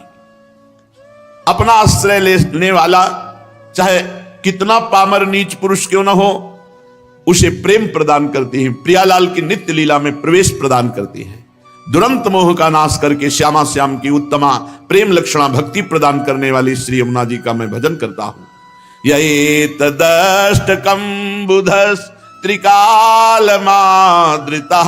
पठेत् कलिंद नंदिनीं हृदा विचिन्त्य विश्ववन्दितां इहैव राधिकापते पदाब्ज भक्तिमुत्तमा मवाप्य ध्रुवं भवेत् परत्र तत्प्रियानुगः। जो बुधस, वही विवेकी बुद्धिमान है जो इस बात को पकड़ ले कि यमुना जी का यह अष्टक 3 बार हम जरूर पाठ करेंगे। बुधस त्रिकाल माद्रता पठे, जो इस यमुना स्तोत्र को वो महान बुद्धिमान माना जाएगा जो प्रातः मध्याह्न सायं 3 काल पाठ करेगा। श्री यमुना जी विश्ववंदित हैं, इनका ध्यान करते हुए 3 काल में यमुनाष्टक का पाठ करने वाला